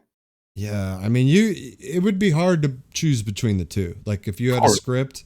But they have the same tone in their movies, I feel like. Say if you wrote the script and you had the choice of the director, I think I would side with Denis just because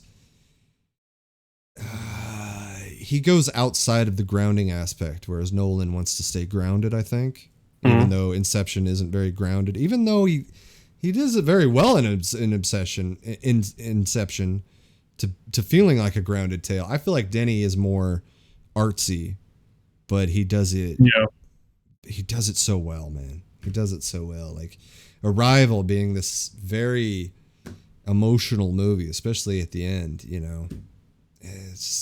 And then he pulls off the emotion with Blade Runner as well, you know. It just totally.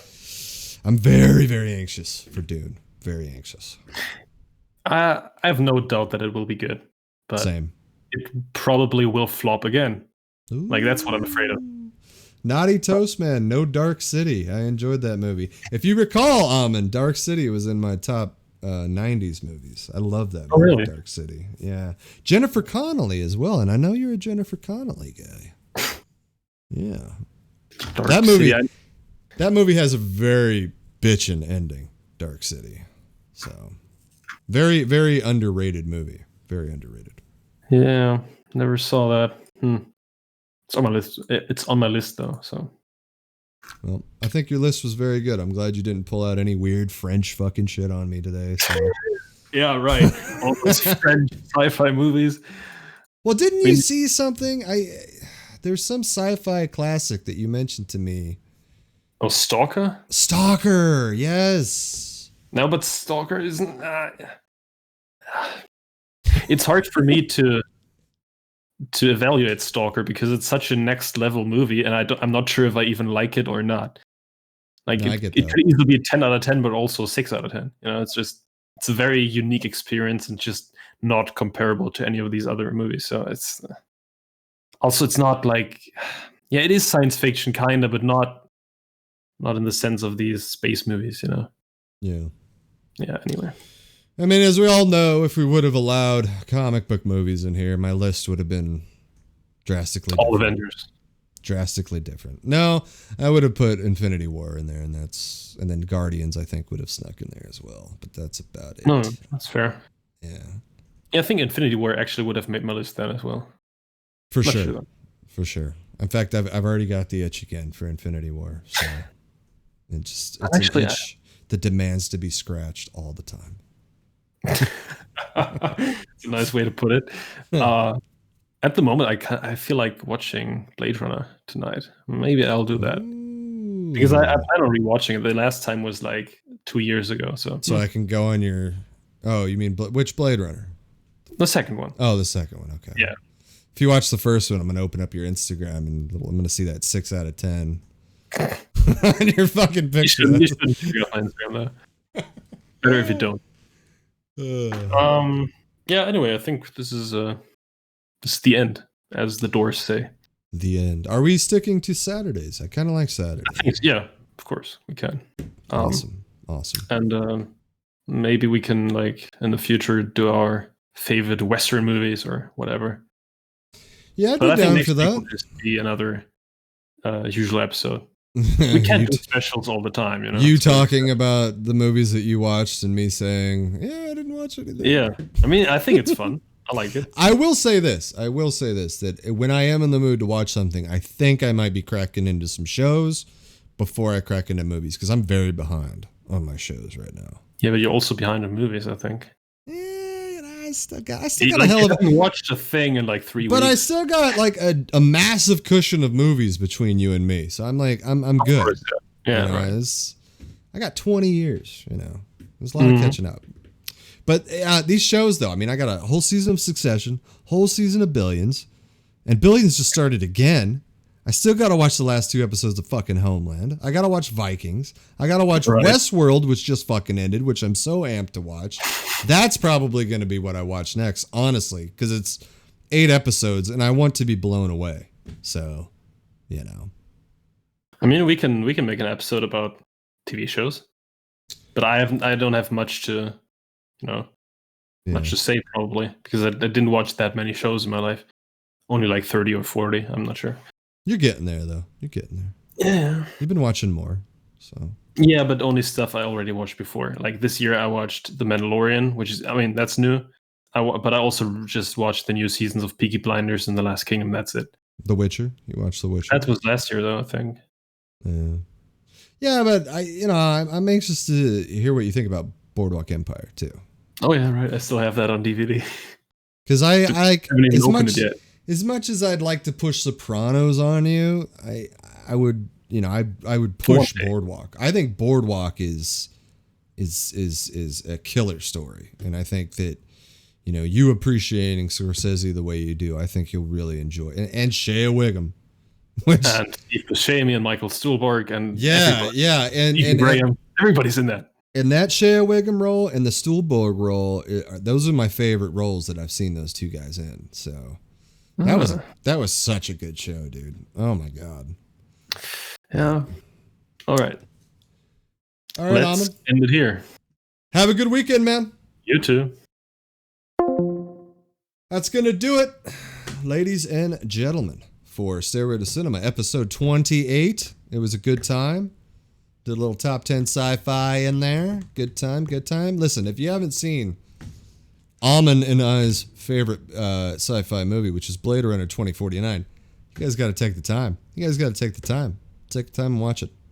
Anyway, I am going to take a short break, and I will be back streaming some World of Warcraft. Have a great day if you don't catch me.